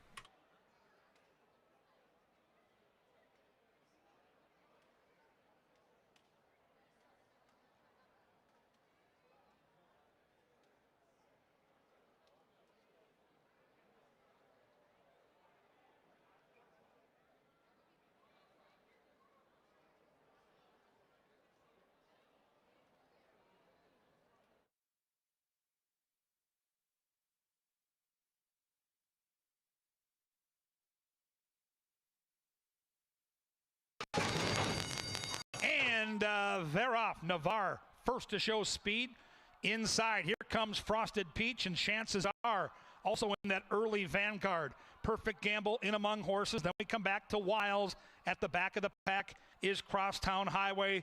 These 2-year-olds speed up into that far turn with Frosted Peach in those pretty lime silks, leading it by a neck from Navarre. Chances Are is poised to pounce, and then we come back to Perfect Gamble. Wiles is trying to unwind, and nothing yet from Crosstown Highway. Navarre has the lead, but for how long? Here comes Chances Are and Harry Hernandez, and Chances Are had all that extra energy loading the gate, but still has plenty. Here come race time. Chances Are from Navarre. Perfect Gamble in third. The rest have got work to do. Top of the Canterbury stretch, and Chances Are leads it, but Navarre is right back at her on the inside. Navarre on the inside. Chances Are on the outside. Perfect Gamble's closing. Final football field. A good one here with these 2-year-olds, and Chances Are trying to grind away. Navarre and Perfect Gamble. Perfect Gamble in time.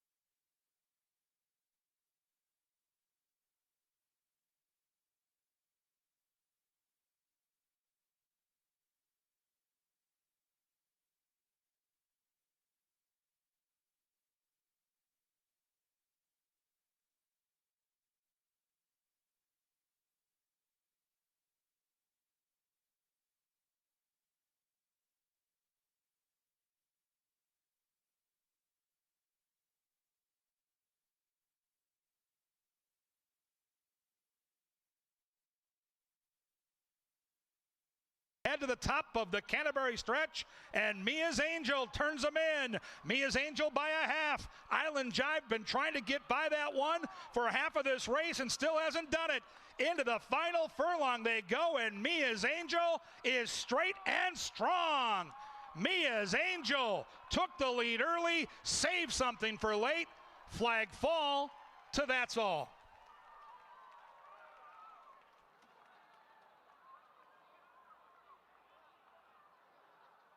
The stretch, here they come, and Mia Baby spins them down the lane. Mia Baby by 2. St. Serena can't keep up. Outside, Raven's Quest is putting in a run, and here comes Raven's Quest to put the heat on Mia Baby, and we are set to battle to the wire. Raven's Quest outside, Mia Baby inside. Raven's Quest perfectly timed and wins. Head to the top of the Canterbury stretch, and here comes Syntactic, roused to the lead by Victor Santiago. Matt's Luck made that big move, but that move is going to be second best because Syntactic was last early, but he's going to be home first tonight. Syntactic with the late steam at 7-5, rolling to victory.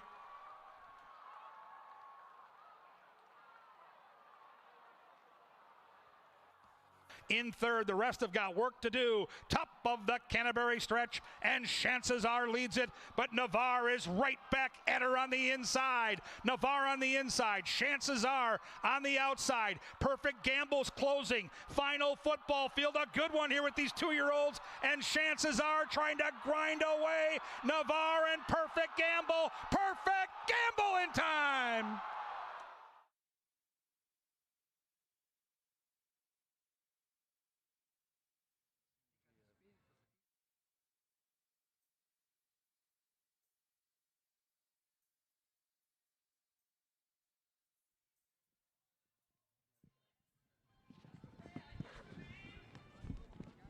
Well, here we are in the paddock for race number 5. I'm Jeff. This is Harry Hernandez. He's our leading rider. Harry decided to join us for a couple of races. He'll be here for this one, then back again, joining Angela Herman for race number 7. Harry, this race is now at 1 mile on the main track, was carted for the turf. How does it, when a jockey's ready to ride, and you expect to, when you enter, you're ready to ride on the turf, rains, torrential downpour, off the turf. When you look at the past performances and you're sitting on a horse that probably likes the turf, how do you prepare? Well, when I'm sitting down and I have a horse that's all turf and we're on the turf, it's a good deal. I mean, I try to look at the best races he's done. I try to look at the replays to see his running style. So after I see that, I go through the other horses and I'll see which one got speed, where I can place my horse, and I'll take it from there. And, people don't realize that. I think the difference between really good jockeys and the ones that are learning the game is putting that horse in the right position, right? I mean, you can't just floor it every time, or you can't sit way back every time. You kind of got to ride to what the horse's style is. But when we see races that are won and lost by inches, being in the right place at the right time really makes a difference, doesn't it? Correct. Like myself, everybody has a different style of riding. I like putting my horse in the race. You never know if one horse is going to stumble, or maybe the speed don't break good. So I always track and break and get a good position for myself and my horse. And if something happens that I didn't expect, then I'll try to take advantage of it. I'm going to flash back to last Saturday, Minnesota Derby. You're on a horse named Sushi Man who had run twice on the turf. The Derby is on the dirt going 1.70 miles. Horse had run 100 Beyer speed figure on the turf. Now you're on the dirt. Was that a concern? Because that was the question, right? Because if you ran the way the horse could run, if that horse ran like it did on the turf, no one was going to catch it. But you got locked in a battle with Towner 2 coming down the stretch. And I'm telling you, I haven't heard that grandstand as loud as it was that night in a long, long time. But, I mean, you were all out to win that race with a horse, and Steve Urban, the owner, said we'll never see him on the dirt again. But how did you pick that horse up and get him to go on a surface that he just didn't seem to prefer? When Scott told me that, we were going to ride Sushi Man on the stakes and it was dirt, I'm like, well, it's a big difference when you're riding a horse that's running turf, is winning on the turf, and his blood is from turf going to dirt. It's a big difference because a lot of horses that run turf, when they go to the dirt, they don't handle themselves very well on the dirt like they do on the turf. So that day, I try to not change any style from him. I took the lead, and he was taking me and helping me the first part of the race, but after the 5/8 half, he put me to work, and it was not the same as the turf. In the turf, he's a monster. He'll take you and take a hold, and he'll keep going, but that day I had to work on him. And we only have 6 whips. So I was trying to keep him in the race, try to stay with the other one close to me so he can keep fighting. But he got it, man. He did an amazing job, that horse. It worked out. And for those of you here that didn't watch that race, just look up Sushi Man, Canterbury Park, and watch that replay. Do yourself a favor. It was a fantastic race. Let's take a look now at race number 5 here. It's going to start at pick 4. We're scratching the 1 and we're scratching the 4. So Badger Kitten, this is a 7-year-old mare, hasn't run since February. 28 of her 29 starts have come on the turf. Tonight she's on the dirt, off a layoff. What are your thoughts about that? Like, what do you do with a horse like this who you know loves the turf, does not necessarily like the dirt? Well, my thoughts is, you can see Badger Kitten. Last time he was on the lead. He's been on the lead a couple of times. He can show some speed. So horses from the turf that are going to dirt, a lot of them don't like the dirt on their face. So with this horse, if I was on him, I would just try to have a good break, clean break, have him in a clean spot where he's not getting dirt, and try to make a good run with him. Hope for the best. Fall Moon is a horse that you rode a couple times back. I've tried this one 3 times. I'm not going to tonight. Just doesn't want to seem to get the job done. Has some back class, but I think that's another one on the turf is probably better. Get stuck on the dirt tonight. That's going to be I think that one has a lot of work to do. Now, the 5 Desert Glow has speed. Do you think this one just jumps to the lead? My opinion, the number 2 being off from February, those horses, and he has a good rest. My opinion, he might be sharp today. But Desert Glow, he does have speed, but in my opinion, he does not have to be on the lead. He can sit right off, especially having that outside post. So, my opinion, I see the 2 going to the lead and the 5 staying second. And that's my horse here, the 5. Yeah, I think you might be sitting on the right one. I'm going to try the 7 Warrior Lady for Ruben Fuentes. The 6 comes from Nebraska. We haven't seen a lot of those horses win unless they do get on the turf. Unfortunately, this one's going to have to run on the dirt again, but big jump in class. The 7 Warrior Lady, I think, can sit along behind, stock your speed, hopefully close. Ruben, a good trainer, former jockey, now training. Carlo Lopez, who's starting to heat up as well. So I'm going to get that press and pound strip, Harry. That's my plan. You like the 5, I like the 7. I want to thank you for joining me here. We could talk all night about horse racing, but folks, getting a chance to talk with Harry Hernandez is a treat, and Angela will be doing that same thing when they take a look at race number 7.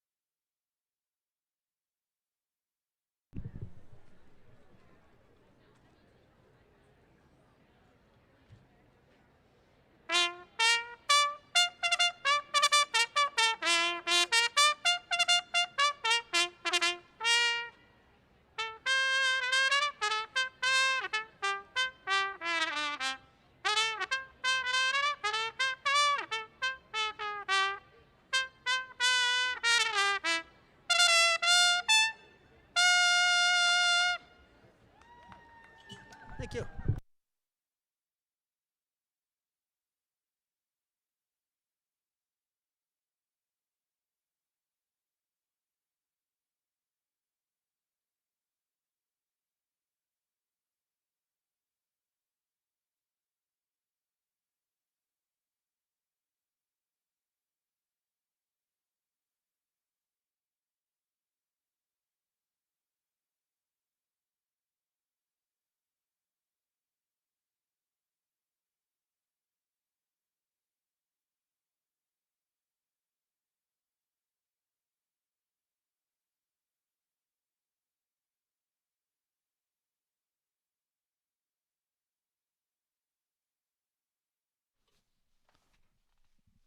Horses are on the track for tonight's 5th race. The Neil Wilmsen 40th birthday dash for the cash. Happy birthday, Neil. Thanks for bringing your group to Canterbury Park. Pick 4 starts here in race 5. We scratch number 4, Win Place Show, Exacta Trifecta Superfecta, Daily Double, and a pick 3 to go along with said pick 4.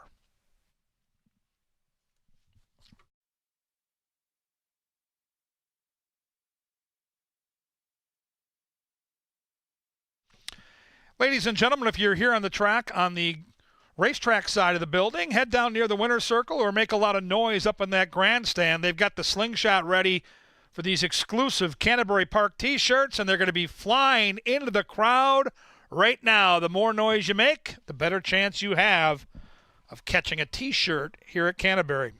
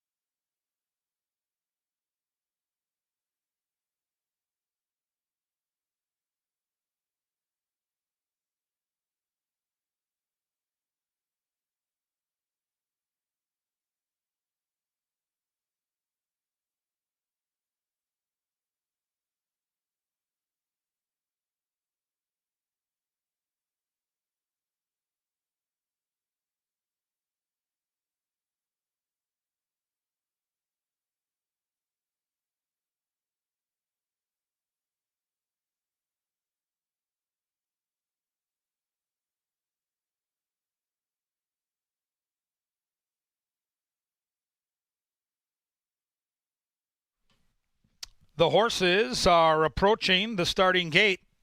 Inside a minute now to the late pick 4 and race number 5. Fans, Pepsi is the official soft drink provider here at Canterbury Park. We want to thank Pepsi for their great support of our racing product. Grab an ice cold Pepsi each and every time you come to the track. I want to also thank John Deere, Mr. Pig's Smokery, Boardwalk Kitchen and Bar, and Bravis Craft Mexican Kitchen. Unicorn and Llamas, Sunday the 24th. Don't forget about the Unicorns and Llamas rescheduled. It's Sunday the 24th, Pepsi Family Day, a week from tomorrow. Tickets at CanterburyPark.com.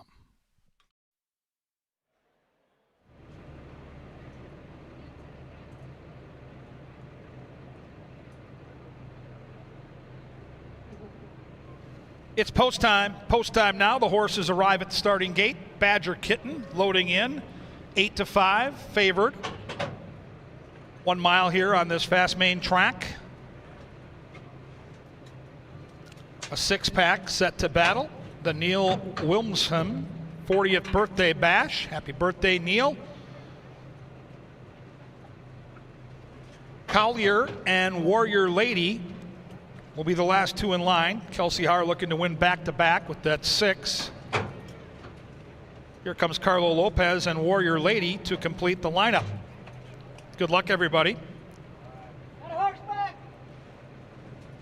There in the gate. And they're off. Speed right from the hop from Desert Glow. And Desert Glow grabs that lead. It doesn't last for long because here comes Badger Kitten to take that lead away as they run into that first turn. And Badger Kitten and Desert Glow all out. Ding-dong pace battle up front. They've already gone 6 clear of Warrior Lady. Fall Moon hugging the inside and right there from Collier. And boy, the field really strung out as they bend up the backside. And Desert Glow took the late betting heat and goes off at even money and leads it now by 3 parts of length. Badger Kitten continues to badger that one on the inside, and they've been trading punches through the first half of this race. And now Badger Kitten is within a neck. Desert Glow repels the bid. Warrior Lady getting the dream trip, but still has 8 lengths to make up, and Fall Moon is starting to unwind from 10 back.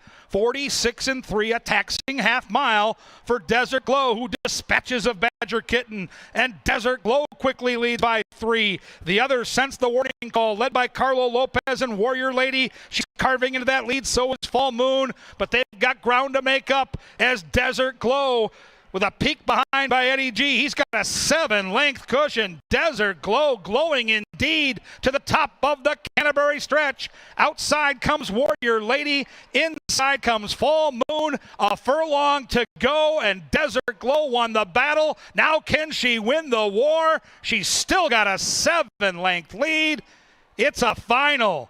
Desert Glow cruises home. Much the best in the 5th.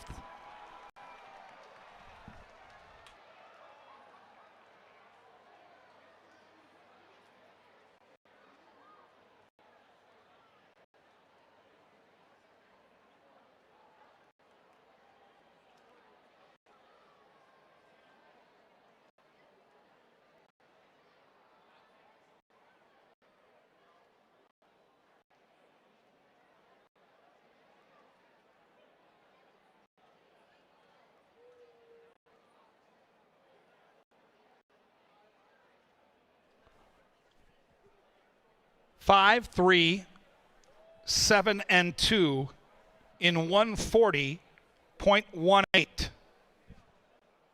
53.72, Hold'em-O.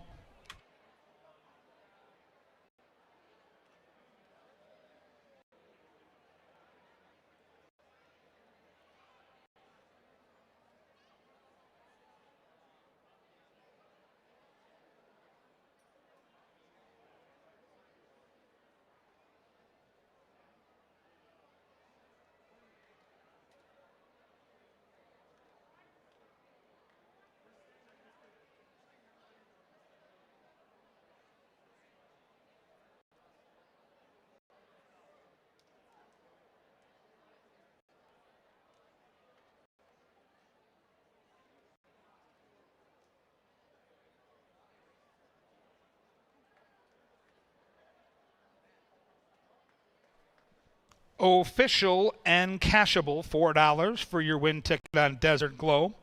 50-cent try, paid $5.40. 10-cent super, $2.29. Sammy Hagar, 5-5 double for $2, paid $19.80. That pick 3 returned $52.70. The Randy Gratishar, for all you Bronco fans out there, $1 exacta, $4.60 as Desert Glow wins for the first time in the calendar year 2025. She'd been knocking at the door. She breaks it on through tonight, getting a nice bath for her toil on this steamy Saturday.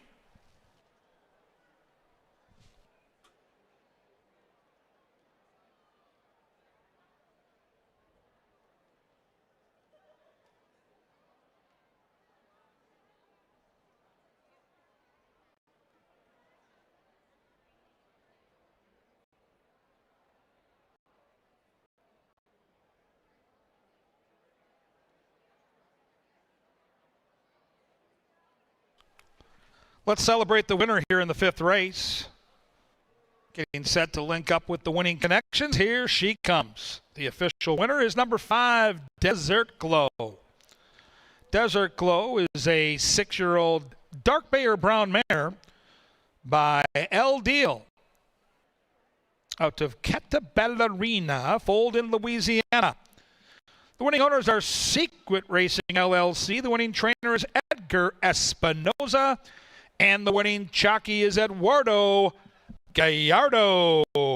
Congratulations to the victorious connections from Desert Glow. Up next, race number 6, 1 mile on the main track. We scratch number 3, and we start that race in just 22 minutes.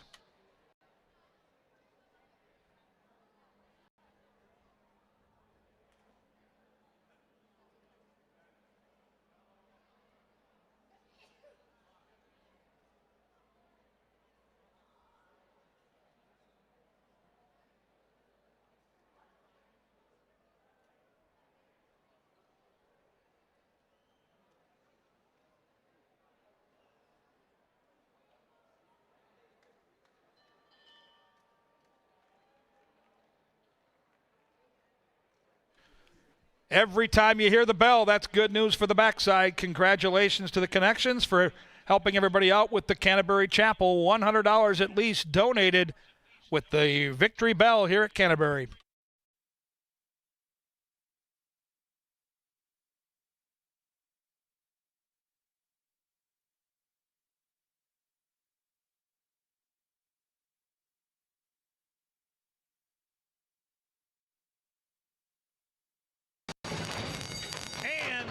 They're off. Speed right from the hop from Desert Glow, and Desert Glow grabs that lead.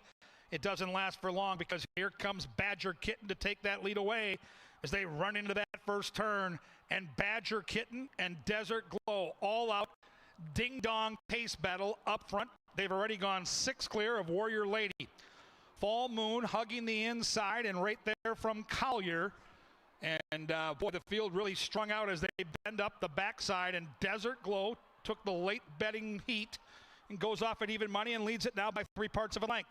Badger Kitten continues to badger that one on the inside, and they've been trading punches through the first half of this race. And now Badger Kitten is within a neck. Desert Glow repels the bid. Warrior Lady getting the dream trip, but still has 8 lengths to make up, and Fall Moon is starting to unwind from 10 back.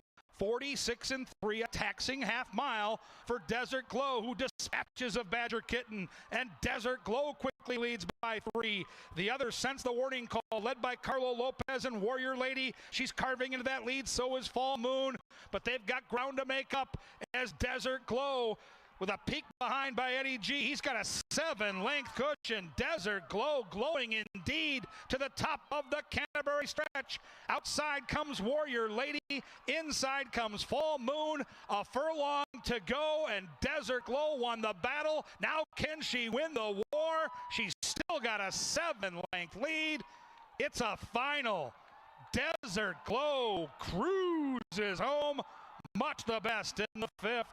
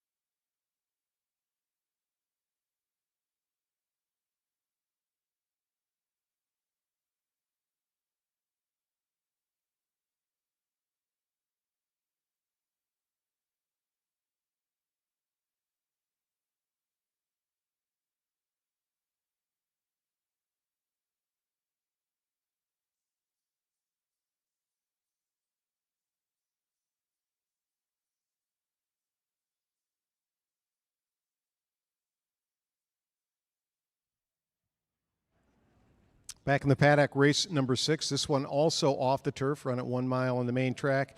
These are state breds, $29,000 allowance purse. It's big money, and this is an interesting field to take a look at. We're scratching the 3, Gabriel's a Legend.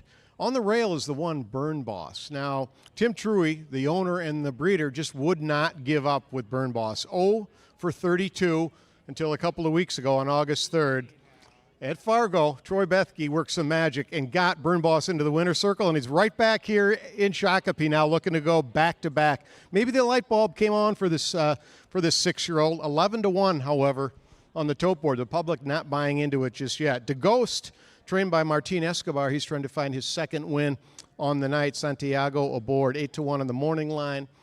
Is 3-1 right now, but again, this is off the turf onto the dirt. This horse has some dirt form. In fact, has hit the board 10 times from 17 starts on a fast dirt track. So this is one you've got to consider. And the trainer, Martin Escobar, former jockey, now training, having a very good summer here at Canterbury. Again, you scratch the 3, the 4. I'll make bank. Interesting possibility here. This one stretches out. It's been a dirt sprinter, now stretches out and has all sorts of speed. Jose Silva, he won earlier on the card. He's our top trainer. I expect that we're going to find I'll Make Bank right out on the lead. You're going to have to catch that one to cash. The 5 is What's Your Objective? My top pick in here, Joel Burnt is the trainer. Alonso Quinones aboard. This is going to be a kind of a stalk and pounce trip, I think, because if I'll Make Bank does find the lead, going to have to try to reel that one in. What's Your Objective can close fast on the dirt and on the turf. So I think the form is there. Good form. Closer.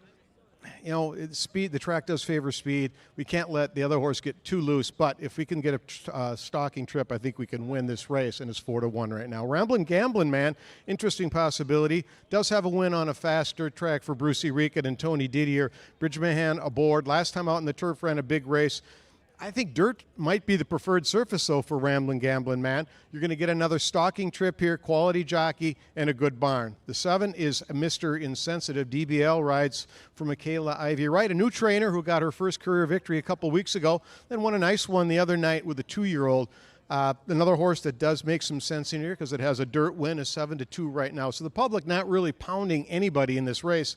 They don't know what to make of this. We'll see where the tote board goes here in a couple of minutes when the horse get out onto the track. But this is a horse that was intended to run on the turf, now has to run in the dirt, but does have some back form on that surface. And then the 8 is Latin Force, another one that just took a while to win. In fact, 27 career races before Latin Force won, and it won last time out at 3-2 odds.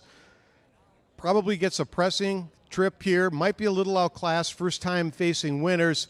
You're going to get a big price, 6-1 right now. I expect that number to go up. Horses are out of the walking ring. They're headed to the track. Post time in about 8 minutes. Get to the windows, make your wagers. Best of luck.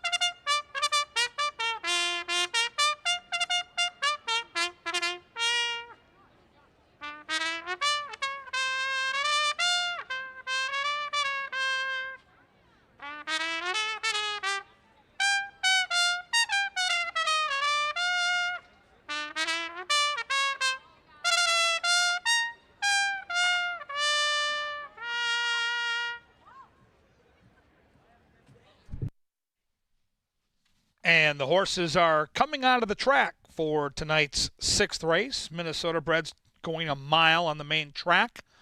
Main track now fast. Take out the 3, Gabriel's Legend. Win, play, show, exacta, trifecta, superfecta, daily double, and for the final time on this card, a pick 3 wager is available. Some more great sponsors that support our racing need to be acknowledged. Kim Crawford, Hormel, Tri-State Bobcat. Special thanks to them for the Power Play segment. And of course, Fairfield Inn and Suites, Hampton Inn, Holiday Inn, Express, and Sandalwood Suites. Great partnerships with us here at Canterbury Park as we get close to the final month of the 2025 racing calendar here at the park. Pick 3 action, 1 mile on the main track, Minnesota breds, just under 6 minutes to post.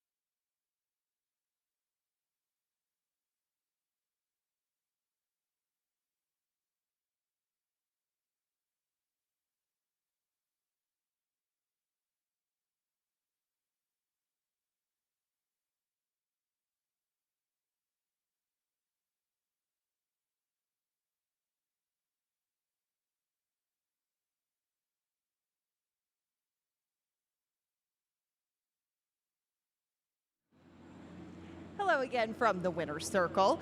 Now, we are at Canterbury right now, but not too far away is the boardwalk over on the first turn. If you haven't checked it out, we're going to incorporate some of their themes over here. If you go to the boardwalk, you'll see a lot of horses and you'll see a lot of bubbles. So we are going to play our bubble blowing competition, brought to you by Boardwalk Kitchen and Bar. We got a few contestants today, and you might notice something in their mouths. They are chewing bubble gum, and it's going to be a test to see which one of you 3 can blow the biggest bubble. You can see some practice down there on the end. Real quick, we're going to meet our contestants. You know, we've evaluated their gum chewing skills, and these are our 3 finalists in the running for a Boardwalk gift card. Hello, what's your name? My name is Deja. Deja is our first contestant. Contestant number 2. I'm T. All right, T, we got Deja, we got T, and? Connor. Okay, Connor, these are our 3 contestants, and when our lovely judge says the word go, they are going to blow the biggest bubble that they can, and we have our bubbleometer over there to measure the bubbles and get it down to a science for who the winner of that gift card is. Are we ready? All right, on your marks, get set, blow! All right. Oh, going right for it down there on the end is Connor. Okay. All right. That was a pretty big blow. Whenever you guys are set with your biggest bubble, let the judge know. She will come measure and we will have a winner.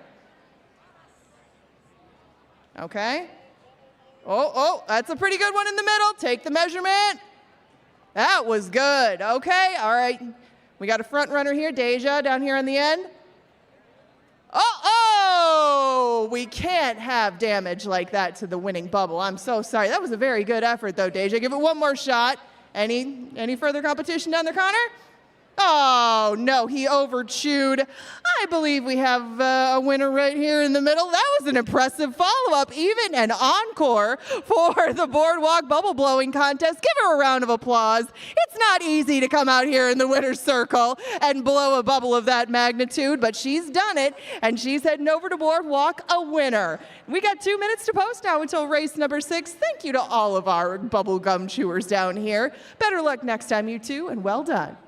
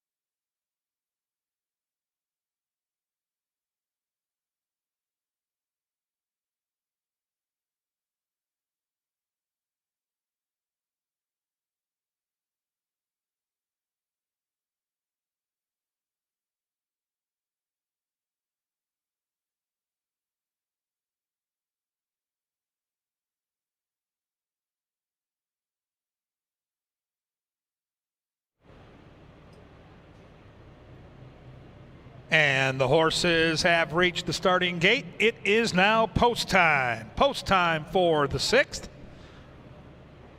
Good betting race here. Money really spread out. I'll make bank 5-2 lukewarm favorite, but really everybody taking money here in the betting. Longest shot on the board is Burn Boss, who's loaded inside and is currently 16-1. These are Minnesota breds, traveling a distance of 1 mile on the main track. Here comes the gray, Mr. Insensitive. We've got some activity there from the 5. In fact, jockey Alonso Quinones is off his mount. Back on. Latin Force, the last in line. Good luck, everybody. There in the gate. And they're off. Oscar Quiros with another beautiful start. And there goes I'll Make Bank. I'll Make Bank quickly out there to control the race early on. What's your objective is there in second. Up the inside comes Burn Boss. Then we're back a length to the Ghost. Shading that one as Ramblin' Gamblin' Man. Second last is Latin Force. And at the tail of the field is the gray, Mr. Insensitive. I'll Make Bank, making the front easily through a 23-2 opening quarter mile. And I'll Make Bank has a 6-length lead on What's Your Objective. Who's in second? Burn Boss still hugging that rail. The Ghost is splitting horses decisively and now up into a joint second. Ramblin' Gamblin' Man's got 8 to make up. Nothing yet from Latin Force, and Mr. Insensitive has got 11 lengths to make up. 47-1 for the half mile, and I'll Make Bank looking to make all the bank by taking this field wire to wire. 6-length lead. What's your objective? All out now, being pushed on by the queue to carve into that lead. The Ghost kind of spinning the wheels. Mr. Insensitive still got 10 to make up, shaded by Latin Force, and I'll Make Bank just cruises away and leads it by 5 at the top of the stretch. I'll Make Bank. I'll Make Bank, and Carlo Lopez drifting out but still in the lead. The Ghost is catching the eye inside. In between is What's Your Objective. Here comes the Ghost. I'll Make Bank braces for the challenge, but is no match. I'll Make Bank gets the lead. A late run from Mr. Insensitive, but it's the Ghost to scare the field tonight.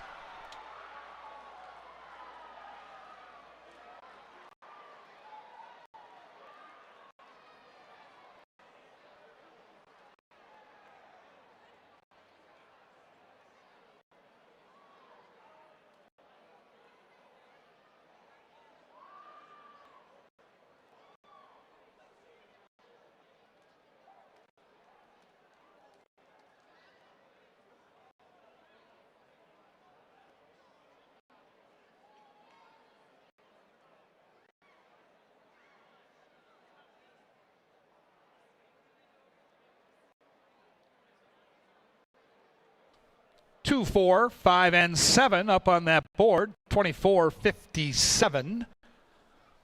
Final time 139.70. Soon to be official, but for now, hold those tickets. The combo of Victor Santiago and trainer Martin Escobar have just struck gold for the second time on the card. Congratulations there. The Ghost, soon to be the winner officially of our 6th.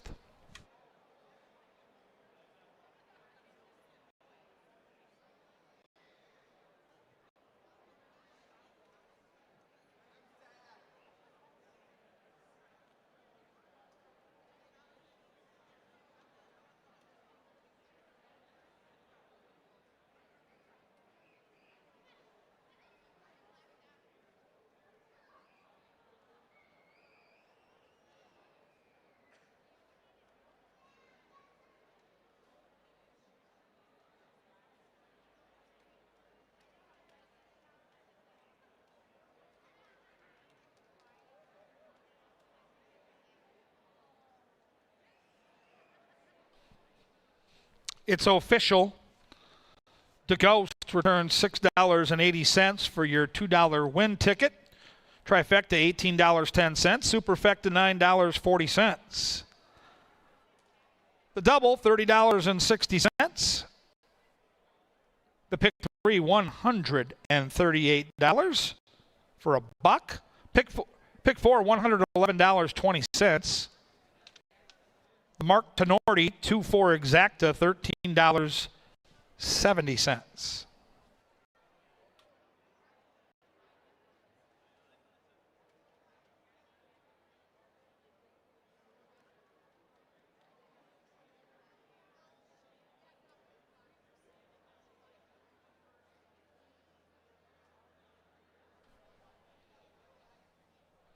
Nice bath tonight for the solid effort by DeGhost.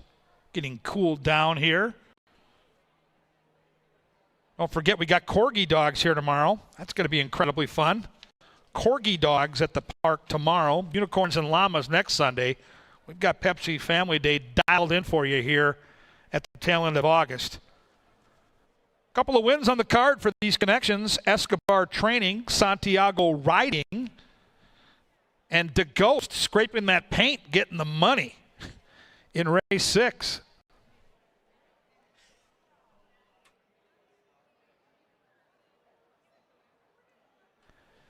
Into the winner's circle, the official winner of our 6th event, number 2, DeGhost. DeGhost is a 6-year-old bay gelding by Shaman Ghost out of One A Day. Foaled in Minnesota by the owner, Wayne Scanlon. A double for Wayne. 2 wins on the card for trainer Martin Escobar. 2 wins on the card for jockey Victor Santiago. Congratulations to the victorious connections of DeGhost. Race 7, 21 away.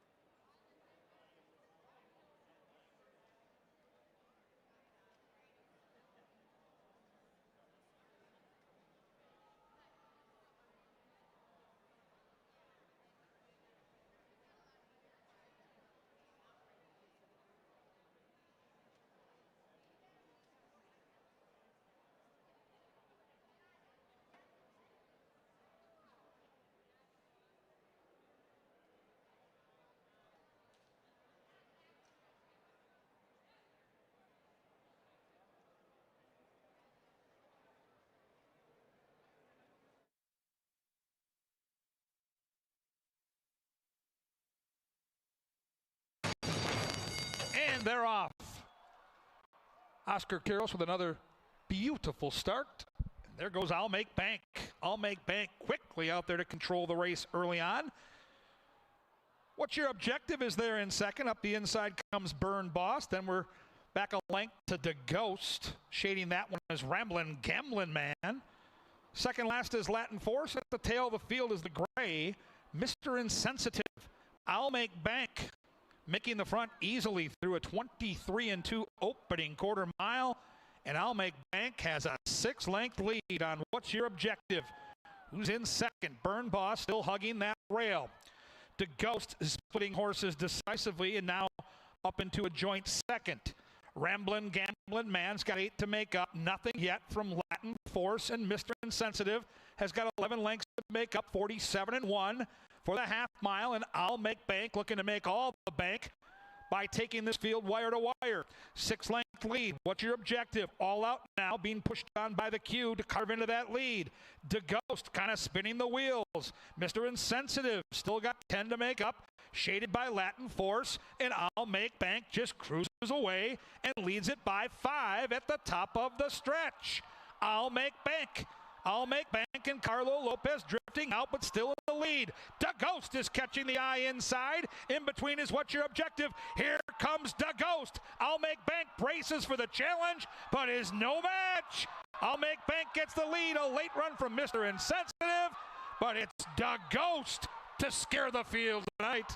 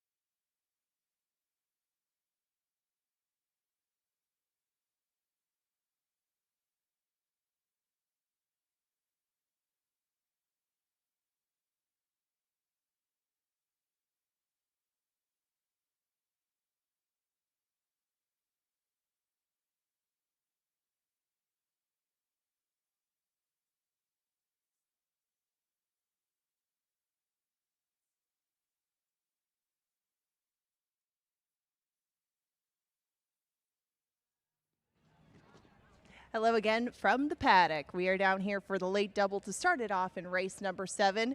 And you should recognize the face to my right. Gave us a winner earlier, so we had to get him back here for race number 7. Harry Hernandez, thank you for coming back to join me for this one. We're going to go 5.5 in race number 7. We got girls coming out here for a $7,500 claimer. And we do have some horses on the drop. Now, that's a big deal in here. Harry's ridden a few of them, so I'm going to get his thoughts on some of those. But we start with So Thrilling. So Thrilling is a horse dropping out of Allowance Company. You know, she's been on the turf, she's been going long, but now she's going to go in with $7,500 claimers, and G-Rod will rejoin her in here. What would you do with this kind of horse, Harry, if you were going to ride her? I mean, she's had a number of riders. She's shown speed in the past. From the rail, it would seem to be the move to do, right? Correct. I mean, I've seen she's been showing speed, going long, and one time in Oakland, she did show speed going in 6 furlongs. So coming from a long distance, I will give her a good warm-up. If it was me, I'll put him in the race, try to be closer since today is 5.5, and just give him a nice 3-8 run. That's what I would. I mean, that's what I had in mind too. I took this horse second on the drop. She should be a little more effective with that kind of run, but she will have to compete with Island Bender right next door. Island Bender is trying to pick back up her winning ways. You know, she got a win to start off her year in May, but this daughter of Barbados last time couldn't quite get the lead. Does that seem to be how she likes to run? Yeah, definitely. She shows a lot of speed in every race she's run. My opinion, looking at the other competition, I don't think there's one that's going to be faster than this number 2 horse today. Yeah, she's pretty quick out of the gate. She should get some pressure, I would think, but she should have the lead for at least a while. Now, Extra Indy next to her doesn't have as much speed, usually picks up a piece of the action. You know, she's got a couple seconds, a couple thirds up here in Minnesota. But Extra Indy, when you get on a horse that usually is coming from the back but doesn't have quite as many wins as second and thirds, I mean, is there something that you can do to maybe get this sort of horse to find that killer instinct? Well, Danny knows the horse. He's been riding her the last 5 races now. He did finish by a length to Iceland Bender. So the mindset I will have with Danny, I think Danny will do the exact same race since he was 5.5 that day, and she only lost by 1 length from the 2. That's very true. That's very true. Back in these sort of settings, she was nearly a victor the last time she tried it. Now, Kind Kismet is coming off a 4th place finish. She was pretty even in that run. It's a similar group to this. I don't know if that one's going to go that much different. Constantino Roman heads to the 2. But before they head out of the paddock, I'm going to ask you to put on your trainer hat for me, because you have ridden the 5, Call 'em All. You've ridden the 6, Divine Gift. And you've ridden the 7, Foxy Zora. So if you're Mac, Chip Woolley, or Cody Rosine, just quickly for each one of them, what strategy would you recommend to your rider? Okay, let's start if I was Mac. If I was Mac, I would tell the rider, 5.5, just send them, try to put him in a good spot, try to save a little ground in the 3/8, and just give him a nice finish run, at least a 5.16 or a nice quarter run. Mm-hmm. What about Divine Gift? If I was Chip Woolley, Hall of Famer, Kentucky Derby winner. If I was him, I won on this horse last time. This horse, he don't like to be rushed out of the gate. He likes to get a hold and go little by little with him. So Dale Barrios, he's good on that. He has some good hands. So I'm pretty sure Dale is going to, if I was Chip Woolley, I would tell him to just let him break, take a hold, and just wait for a run. Well, and Foxy Zora on the outside, you talked to me a little bit. You've been working her as well, and you rode her down at Oaklawn Park. Real quick, before we send you off for the night, which one of these 3 would you give a selection to? Because, I mean, you're trying to stay perfect for the night. 5, 6, or 7 of any of your previous mounts? I mean, I like all these trainers. I don't want them to get mad at me, but I'm going to go with the 5. All right. I'm going with the 5. That's the way that I'm going to. Come on, Harry, let's go. All right, let's do this. That's who we like in race number 7. They're headed out to the track right now. 8 minutes to post. It is the late double. Exactas tries, supers, win, place, and show wagering. I want to thank you again for coming out here and joining me, and good luck to all of you in the late double. Thank you.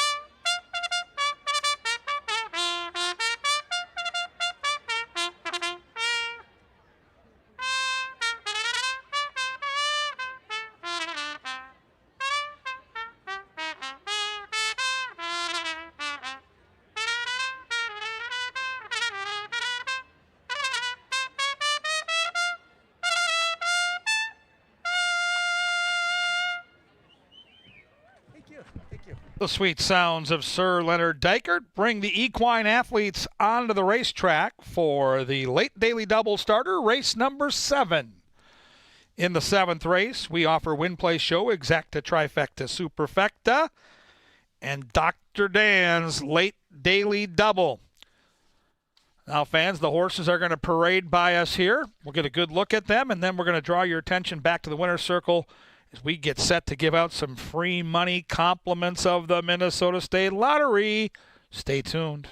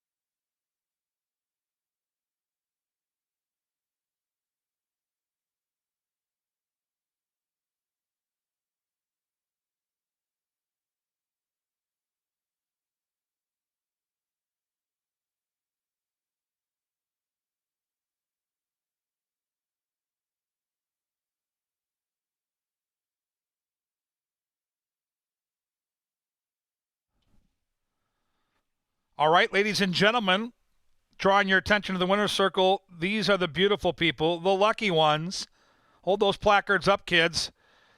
They've got a horse. They've got a horse number right there. If their horse is victorious, $50 in scratch-off tickets from our good friends at the Minnesota State Lottery. We had a guy last year cash with those scratch-offs for over $3,000. Now, we're not done. Second and third each get a swag bag with hundreds of dollars in prize money from the State Lottery.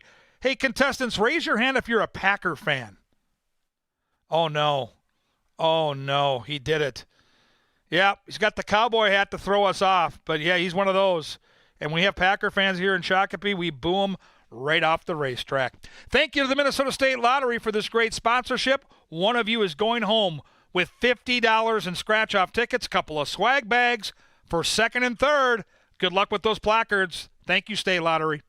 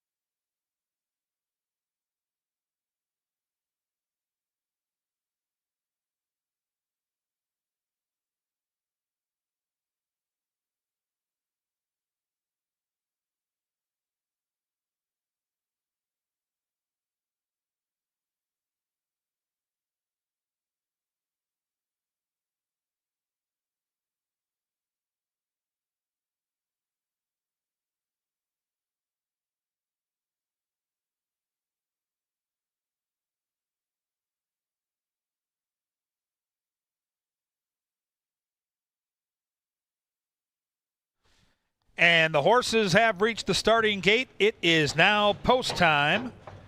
Post time for race number 7.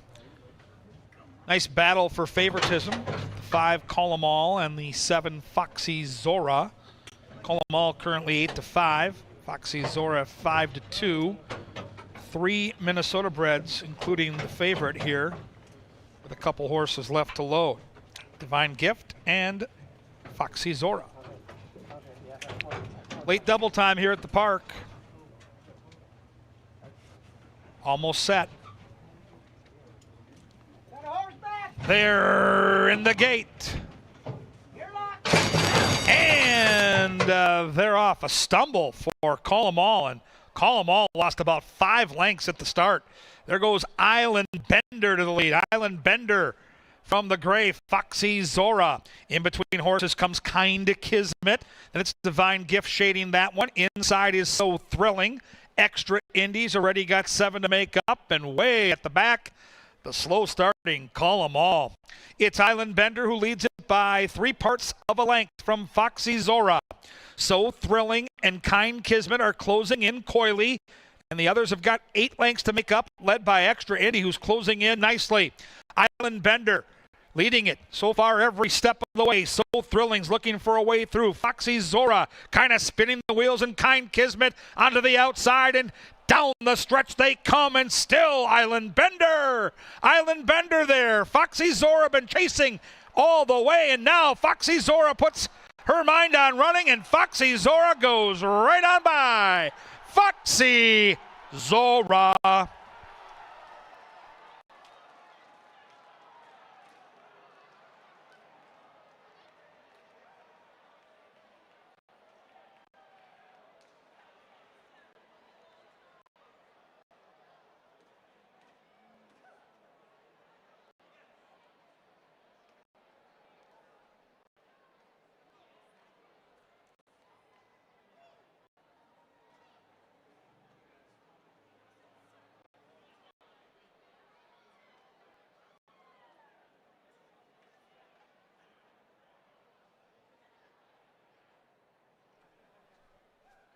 Fast time there, 104.71, moving right along for 5.5. Foxy Zora, the gray like a blur, scores.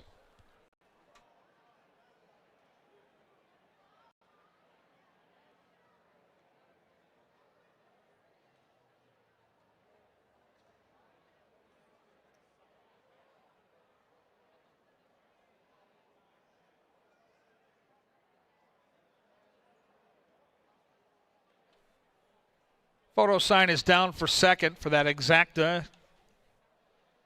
7 wins the race. Second goes to number 2, Island Bender.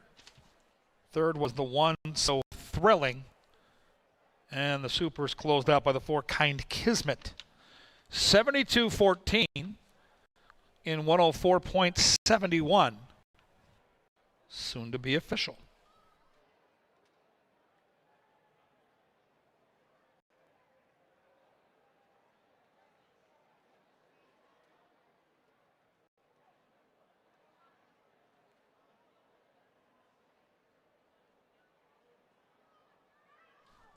Cashable.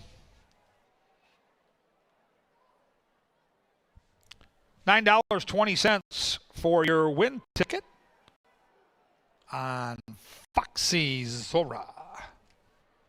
10-cent super paid $59.65. The Jill's Melange $2 double, 2 and 7, $34. Pick 3, $83.10.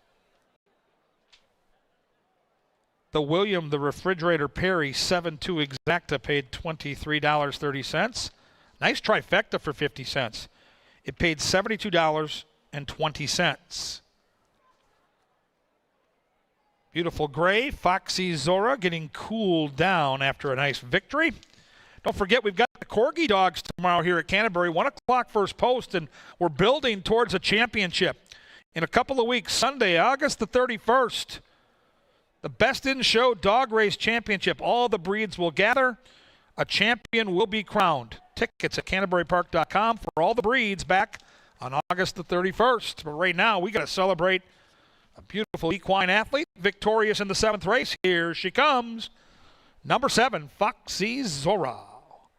Foxy Zora is a 4-year-old Grey Roan filly by Liam's Map out of Refining, Fold in Florida. The winning owners are Troy Johnson and Cody Rosine. The winning trainer is Mr. Cody Rosine, and the winning pilot with a riding double, he's Eddie G. Eduardo Guillardo. Congratulations to the victorious connections of Foxy Zora. On deck, the lucky last. Race 8 at the gate in 21.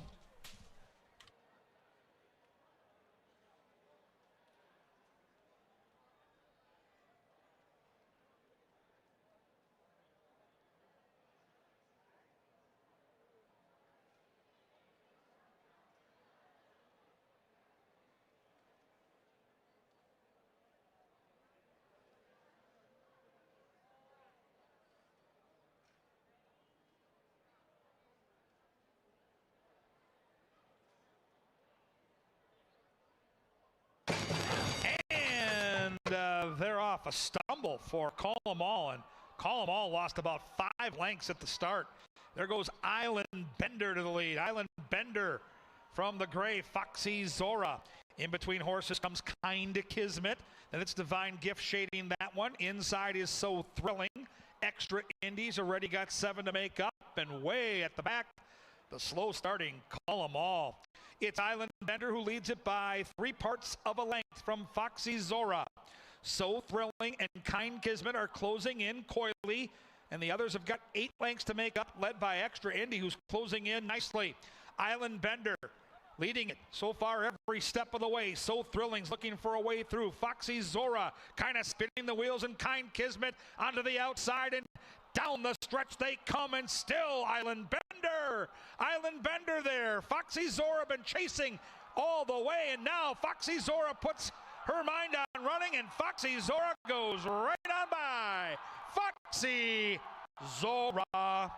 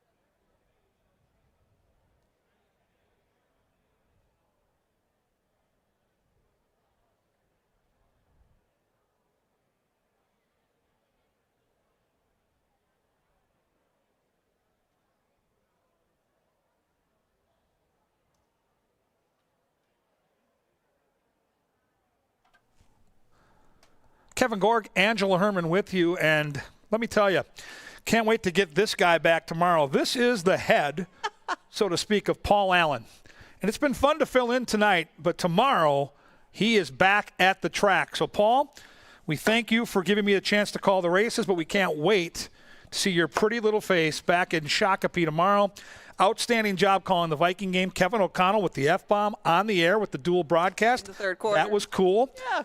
And we get so much closer to real football and can't wait for the season. Good luck to PA and the Vikes. Good job to you tonight as well. It's not easy. You too, Ange. And I'll help how about Paul Harry out. Hernandez, our top jockey? Gracious with his time, went down, entertained the taco and tequila crowd, which was robust. Couple of efforts in the paddock. He's such a engaging kid, right? And such a talented young man. And we have such a group like that down there too, and I think it makes them want to come back and be a part of it because they are really a family down there, and you can see how well they get along and how well they know each other and how well they know the horses that they're dealing with. It's a great pleasure to be a part of them, work with them, be a part of this company with them. It's really fun to get that opportunity to take them out of the typical role and get their view on what we do. So let's put our heads together. let's put our And heads. see if we can't find a Steam Team Find a special. good place for Paul's head. Paul Allen and I talk in text more than people know, and we agree in this race, and so does – oh, no, you don't. You're not on Lake of Fire. I'm not on. Oh, Lake the of Fire. bit's What do you dead. think, Paul? Nah, the bit's dead. We don't Oh, even talk I'm in text sorry. anymore. He's sleeping. He's dead tired from that. Let's talk about our horses. I'm on the 4. You're on the 3. You go first with Blushing Bee. I'm going to take Blushing Bee on the drop from maiden special weights down to maiden claimers. Now, I know they were Minnesota-bred maiden special weights, but still this horse did show speed the last time that we saw him, and there's some changes in play. You know, he's going to get Lasix today. He's 3 years old. Constantino Romans is going to be aboard. Mind you, he rode a big long shot in the maiden ranks for this barn earlier in the year, 31-1, Coach Sam P. And this one's been working better this year. You know, last year I looked through the works because, frankly, they were pokey. I mean, he wasn't getting anything out of this horse in the morning. But now this year, there's a bullet on the page. There's the very fast work out of the gate. And I mentioned that gate work because the same time is registered for this horse as Hey Y'all, a horse that was very, very highly regarded earlier this weekend. Nice Minnesota bred that has a future. Blushing Bee obviously isn't that kind, but maybe he's better. And I'd rather take my chances with this horse at a price, which is 8-1, rather than some of the proven entities that we've seen a lot in their past. And even though they run well, it'd be nice to own them, they're still maidens. So that's my case with Blushing Bee. But both you and Paul like Lake of Fire. We should note this one is off Lasix, and he's taking money at 3-1. Go on. Well, before I get to him, you're getting Lasix, and you ran against Towner 2 and Sushi Man last time, and I'll make bank. had a chance for the lead, and I'll Make Bank is super fast. So I absolutely see your angle, and if nothing else, if you're betting Mendelssohn's Music, you better watch out because Blushing Bee is going to keep that one more than company, and very enterprising take here. Sneaky play by Ange, and I think that horse is super live. Lake of Fire is the horse that I'm on, and again, it's a horse that's kind of done very little recently. Back-to-back fifth-place finishes, hasn't been close, but last time out was a mile. We're cutting back. This horse did flash speed in that race, and I'm going to tell you, you and I live in that paddock. Bobby Klein's horses have just looked so good this year in the paddock. He's got a barn that's been trending upwards all summer long, and that's super hard to do. So I'm going to trust Bobby Klein on this one because there's nothing on paper off back-to-back 32s that tells me this horse is a standout, but Bobby Klein's barn certainly makes a difference. And we talked about this in Today at the Races with Superstats Dave.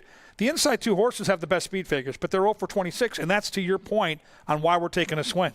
And they've had fields that have looked like this in the past. Now, Baby Nova is one of the tiniest little things I've ever seen. He can run, and he did come from off things last time. Alonso Quinones and he have been getting along pretty well in their past, just not quite getting there. There's always been 1 or 2 horses that can beat them at the level. Maybe tonight's the night for Baby Nova. I took him second. Mendelssohn's Music I put in third just because I think he might get caught in an uncomfortable spot. You know, running between horses close to the lead, it might not be ideal for him. Now, there's a couple of horses towards the outside that have started once. There's a first timer in the middle of those. Of the inexperience on the outside, which one of these would you use in your plays? Not necessarily on top, but just be involved. I would probably lean towards Mac Robertson. He just finds a way to turn form around. The 5 has shown nothing. Like that debut there was nothing there to really latch onto. was off the pace and never made a move, but it's Mac Robertson, and anytime you're in that barn, you can improve at any time. So I would say the 5. How about you? I suppose I would use him. I'm a little interested in shooters bingo. I mean, the family hasn't shown much yet, but there isn't that much experience among them either. So it's between those two for me, but that's too much, Bob. He kind of moves funny in a canter. We'll see how he does in start number 2. Maybe he just needed to get that first one out of the way. It should be a lot of fun. It's the lucky last, and we're back tomorrow with corgis. We can't wait to put it to you. It's going to be a great Pepsi Family Day. Before you leave tonight, maybe stop by that casino, main level, 24 hours a day, 7 days a week, and air conditioned. Good luck, everybody. It's almost time for race 8.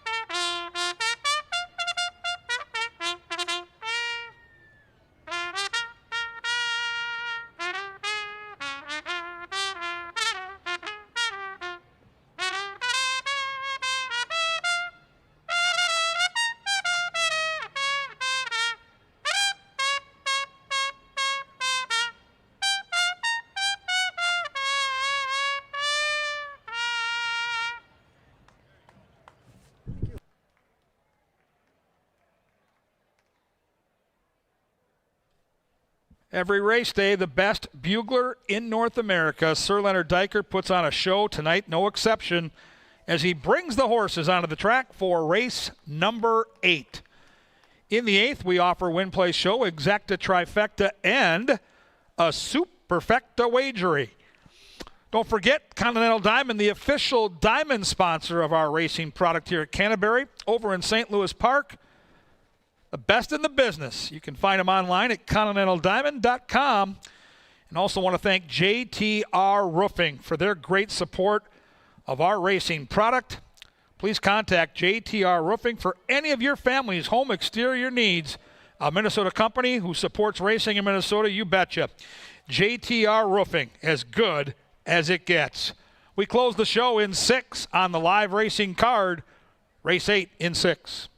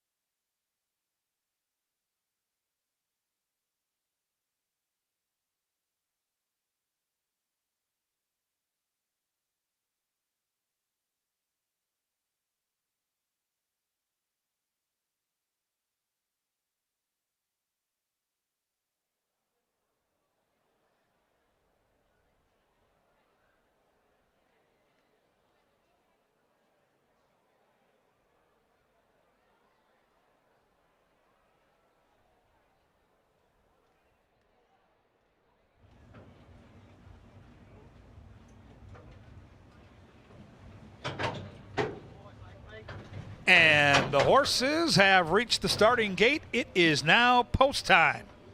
Post time for the 8th. Maiden Claimers to close the show. Back tomorrow at 1 o'clock for Pepsi Family Day with the Corgi dogs and all the wonder of it all.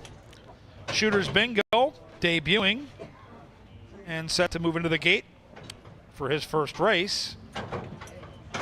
A1B1 will be the last in line. It's almost time. Moving in now. There in the gate. And they're off. In between horses, Lake of Fire flashes some speed. Down on the inside is the gray Baby Nova, and one from the rail is Mendelssohn's Music. Outside comes A1B1. And then we come back to That's Too Much, Bob. At the tail of the field is Shooters Bingo. Inside, it's Mendelssohn's Music. Shading that one is Lake of Fire. A1B1 getting the perfect trip in third. Gap of 4 back to That's Too Much, Bob. Then it's the gray Baby Nova. Retreating is Blushing B. And closing in is Shooters Bingo. A nice duel on the front end led by the favorite Mendelssohn's Music. Lake of Fire clings to that one. Nothing from A1B1, and closing in now comes Baby Nova.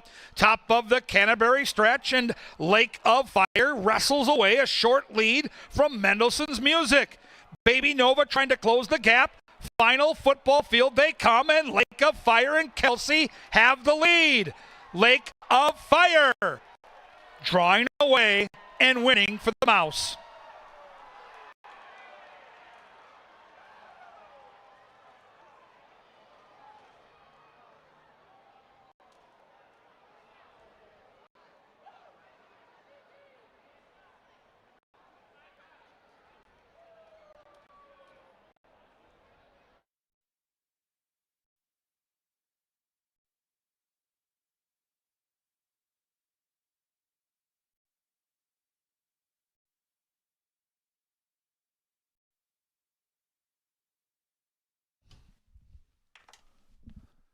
Second favorite cruises to a nice victory here in the 8th and final. 4-1, 2-5. Finishing time was 105.46.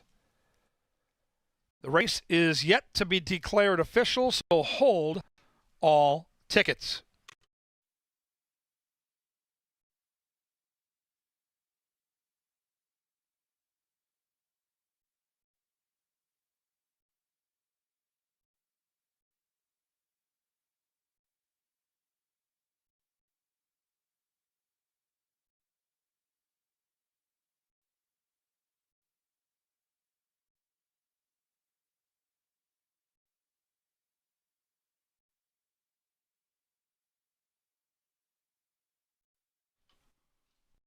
A riding double today for Miss Kelsey Haar. And Lake of Fire in career start number 9 breaks on through to the other side.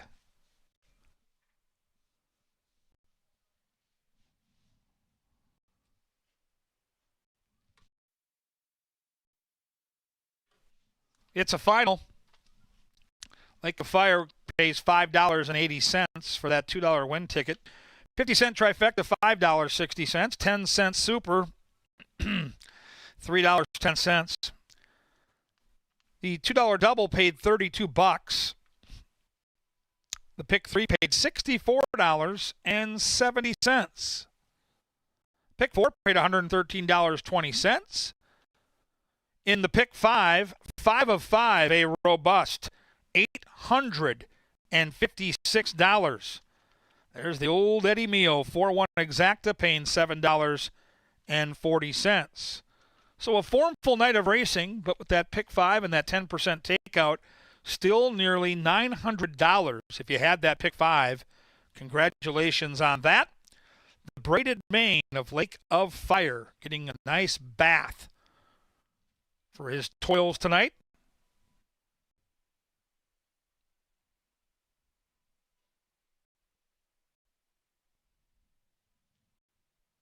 The Klein barn continues to shine here in Shakopee.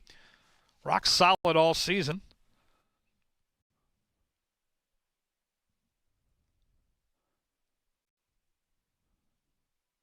Don't forget, tomorrow we come back with a 1 o'clock post and Pepsi Family Day with the Corgi Dogs. Here comes the victorious Lake of Fire in race number 8. Lake of Fire is a 3-year-old dark bay or brown gelding by Firing Line out of Lake Easton, foaled in Arkansas by the owners, Pleasant Hills Training Center. That's a double. Bobby Klein, the winning trainer, and winning her second race on the card, it's Miss Kelsey Haar. Congratulations to the victorious Connections of Lake of Fire. Fans, this concludes our live racing program for the night. Main Level offers the casino with blackjack, pie-gow, Texas Hold'em, all kinds of fun and games. Food and beverage service right at your table, open 24 hours a day. We're back tomorrow at 1 o'clock. We thank you for coming to Canterbury Park. When you leave tonight, drive home safe. We'll see you soon.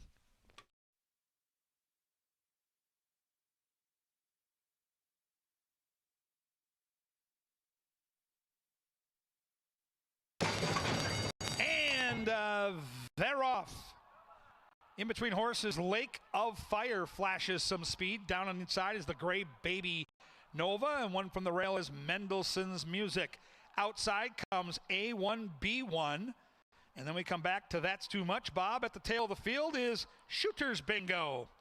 Inside, it's Mendelssohn's Music. Shading that one is Lake of Fire. A1B1 getting the perfect trip in third. Gap of 4, back to That's Too Much, Bob. Then it's the gray Baby Nova. Retreating is Blushing Bee, and closing in is Shooter's Bingo. A nice duel on the front end led by the favorite Mendelssohn's Music. Lake of Fire clings to that one. Nothing from A1B1, and closing in now comes Baby Nova. Top of the Canterbury stretch, and Lake of Fire wrestles away a short lead from Mendelssohn's Music. Baby Nova trying to close the gap.